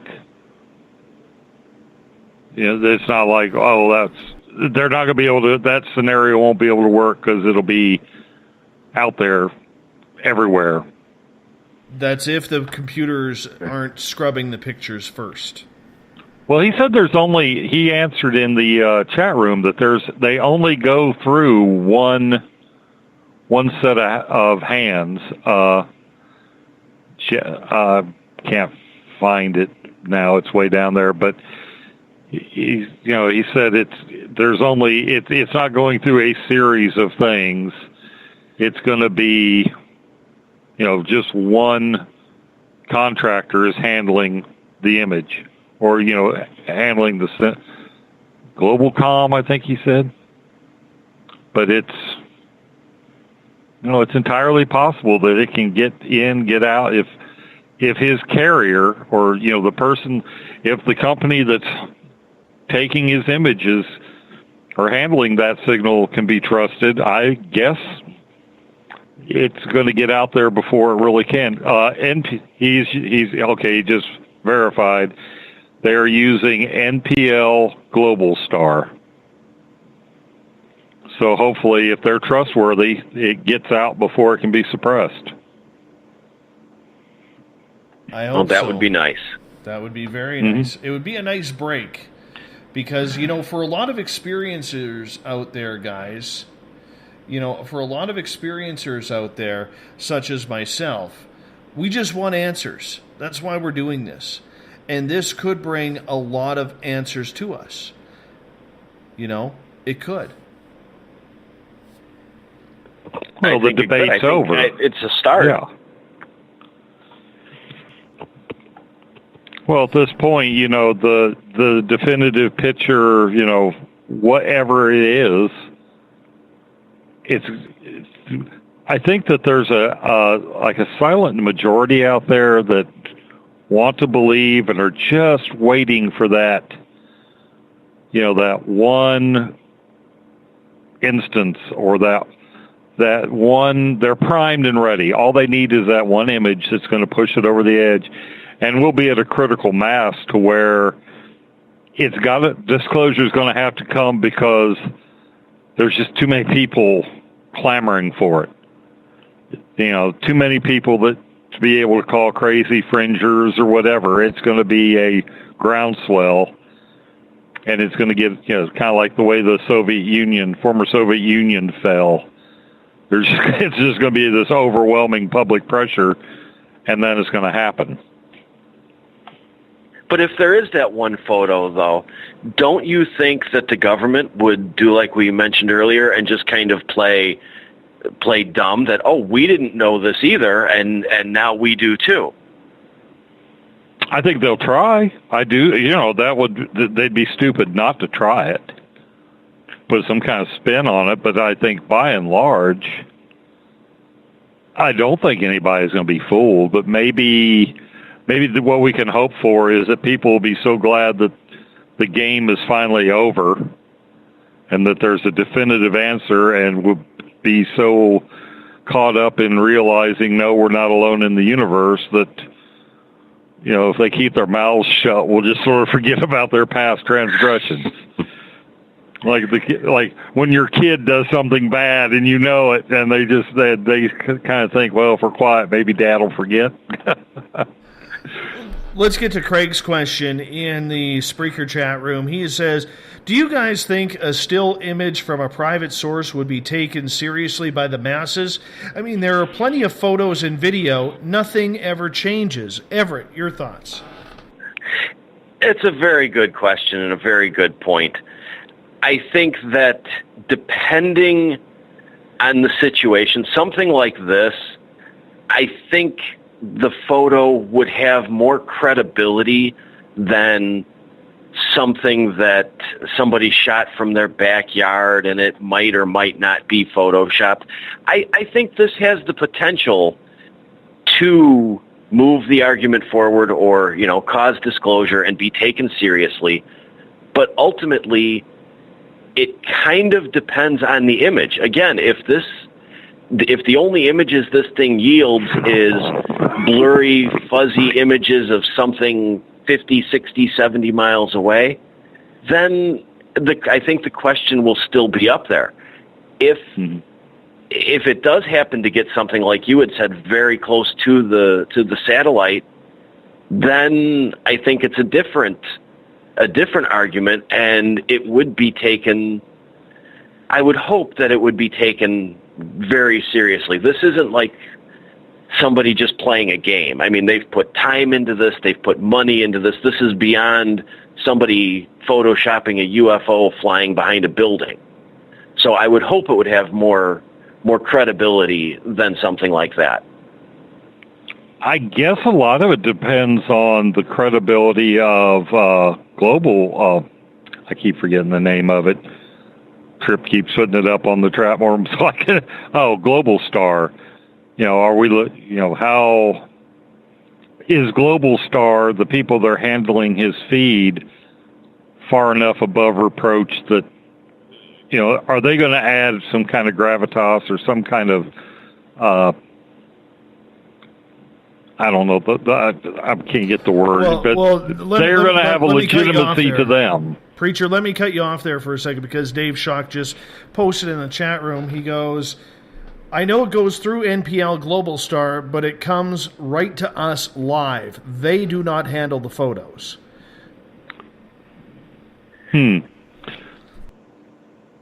Okay. Then, if that's the case, you have to give the photo some certainly more credibility than anything that is delayed for 90 minutes, a half hour, anything. If it's coming right to him, then yes, as long as that chain can be verified, as long as that's verifiable and traceable, then you have to give credence to it. I agree. And if they're getting photos every 5 seconds, both up and down photos every 5 seconds, that doesn't allow a lot of time for any type of scrubbing. Exactly. And that helps add to the credibility. Yeah, that might be also having to come through that service, even though they're just, it's like Craig saying, it's an unmolested chain. Maybe that also adds credibility to that picture. It's like, no, this hasn't been doctored. This is straight from the satellite, and we can verify, Global Star can verify that this feed came from a satellite to that, through their system to Dave Schock. So the way, just saying it's another Photoshop YouTube hoax, that won't work. And or it's going to be harder to do that. And considering that the pictures are all going to be numbered and probably time-stamped as well, it would be easy to see if anybody is, doctoring them, shall we say, or stealing one. Well, he says it's an encrypted feed, so that's also going to help as far as, eliminating the idea of tampering with the signal. Unless, of course, much like NASA has problems with the space station, and I know he said that they're not doing high-definition photos every time. They're looking for something that will trip it to take high-def photos. So if every time they get something and they're about to start taking high-definition photos, if that satellite in the chain seems to have a problem or they lose the feed from that, what does that say about technology, NASA's technology, what's going on in space? I mean, if this has those kind of feed problems, what do we take from that? I got to wonder, though, how many of the NASA feed problems are, caused by somebody pushing the button, dump button at NASA. I mean, okay, some of the live feed pictures I've seen, their explanation of it being debris because there's no sense of scale out there is almost plausible. But there's been a few that I don't think they meant to get out there that I'm not buying that they're anything other than a UFO or some kind of particle weapon being fired off. But, if they're going to do that and cut the feed sometimes, why not cut it every time? Why not come out and say some sort of story that, we have periodic problems with this system?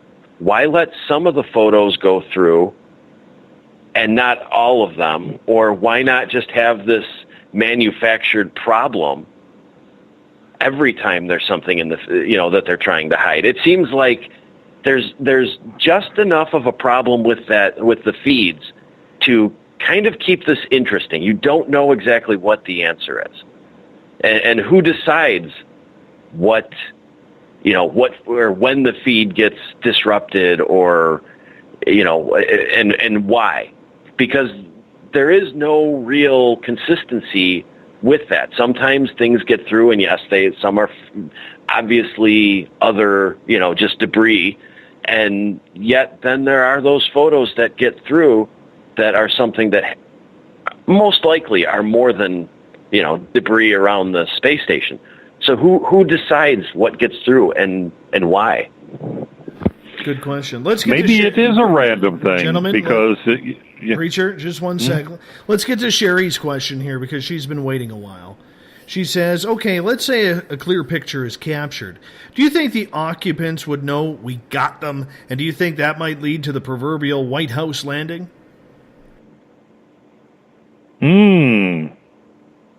Well, it could serve as an excuse. Maybe that's all they need is that one, they caught us, we can land on the White House lawn. Maybe they're waiting for something like that so they can self-disclose. That's a good way of thinking about it. I guess that's plausible. The only way that could happen, though, is if they're intercepting that feed, too, and know that the picture was taken. I don't think that, they have sensors on their spacecraft that can tell when a camera takes a picture of them, because a camera doesn't really give off any signal necessarily that it has taken a photo. So they would have to, I would assume, intercept the feed to know that a photo of them was taken. You would think they'd have some kind of sensor sweep, though. Maybe they would detect the feed. Or maybe I think R. Keith Andrews says that they kind of monitor our satellite feeds. So that would just be one more satellite feed they captured. It's plausible that that could happen. No idea. Gentlemen, we're down to about 4.5 minutes here before we go. And you know what I get to... I know. You know what I get to do after this? I'm driving down to the coast. I got a 4-hour drive ahead of me. 4 hours! Oh, that's nothing. Well, Preacher and Ev, I'm going to keep you guys on the phone so that way I don't fall asleep. You know. Now, is that in metric time or standard time? No, it's Are those Canadian hours? Yeah, them Canadian hours. You know, those West Coast Canadian hours. We move I don't even know what the calculation on that would be, but that would be funny nonetheless. I love. You know what? I'm just so thankful that Dave Schock came on this show to discuss this topic because. Milo is like, that sucks, Dave. Have a Red Bull. No, I'm going to be stopping in the first town, and I'm going to grab a Tim Hortons ice cap. A large Tim Hortons ice cap. That's what I'm going to be doing. But, you know, I'm glad that I am, that Dave Schock came on the show tonight because I'm pulling for him. And it's such a different, unique way that we have discussed ufology. We've discussed almost every topic regarding it, and it's to hear a different outcome that we might be able to, capture something truthfully from their angle, not ours, their angle. Everett, I think it's incredible. Yeah, it is. And even if he doesn't get that definitive photo, the one that ends the debate, hopefully what they learn from doing it this time, they can take those ideas and put them in place and do another one and just keep trying. I think this has the potential to really alter ufology. And what do you think, Preach? Well, it'd make a heck of I think it'd make a great reality TV show at any rate. Mm-hmm. As long as he actually divulged something if he caught it. Not not finding Bigfoot or, any of these other things, but... Yes. I also want to point out on Twitter, and I'm going to start doing this every now and again because I think it's fun. Okay, John Porter has the tweet of the night. Anytime you can throw in a picture of wrestler Handsome Harley Race, you win. I'm going to tell you that right now. You win. I mean, how can you not like Handsome Harley Race's big pork chop mustache or sideburns with the mushroom head, curly hair? It was beautiful. Beautiful. Tweet of the night right there. Nice. Oh, I love it. I love it. It's a lot of fun. And gentlemen, just like that, we are pretty much done for the week. This was a solid week, considering with everything that's been happening here to come back strong like this. Ev, it's been a lot of fun, man. Yeah, it has, and it's been great to have you live again. Well, you know what? I got to tell you guys, this was one of the most stressful weeks of my life. It really was. One of the most stressful weeks of my life, the last couple of weeks. 2 weeks ago today, I was evacuated. 2 weeks ago today. And I'll tell you, at 44 years old, man, I grew up a lot in these last 2 weeks. So I'm going to make a trip right now down to the coast, because I'm a night owl anyways. I'm going to make a trip down to the coast so I can go see my parents and maybe family as well. So I'm looking forward to it. Want to thank Dave Schock, Eric Cooper, sorry. It's been a long You better stop and get one of those ice caps before you... Yeah, I know. The problem is they're like an hour and a half away. They're an hour and a half away. All right. You better get you a cup of coffee where you're at right now, then. I got Powerade. I'm gonna steal a couple of cold Pepsis. I'll be hopped up, no problem, until I get to the next small town to grab an ice cap and a sandwich, that's for sure. Why are you afraid of the coffee? I'm just not a fan. I know you're looking at insulin bags filled with it, but gentlemen, I got to wrap this thing up. You guys hold on. Mr. Ron Bumblefoot THAL playing in the background. Little brother is watching. Bumblefoot takes us in and brings us home every single night on Spaced Out Radio. I'm heading out into the wilderness.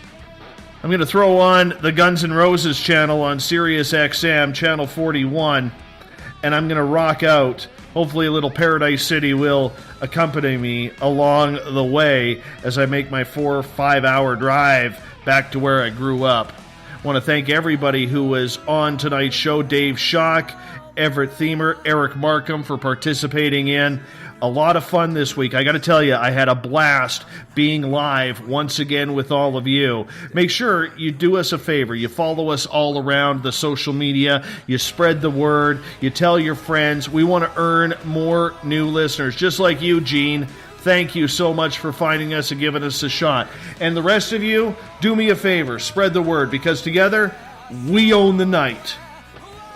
Mr. Bumblefoot, do us a favor. Take us home.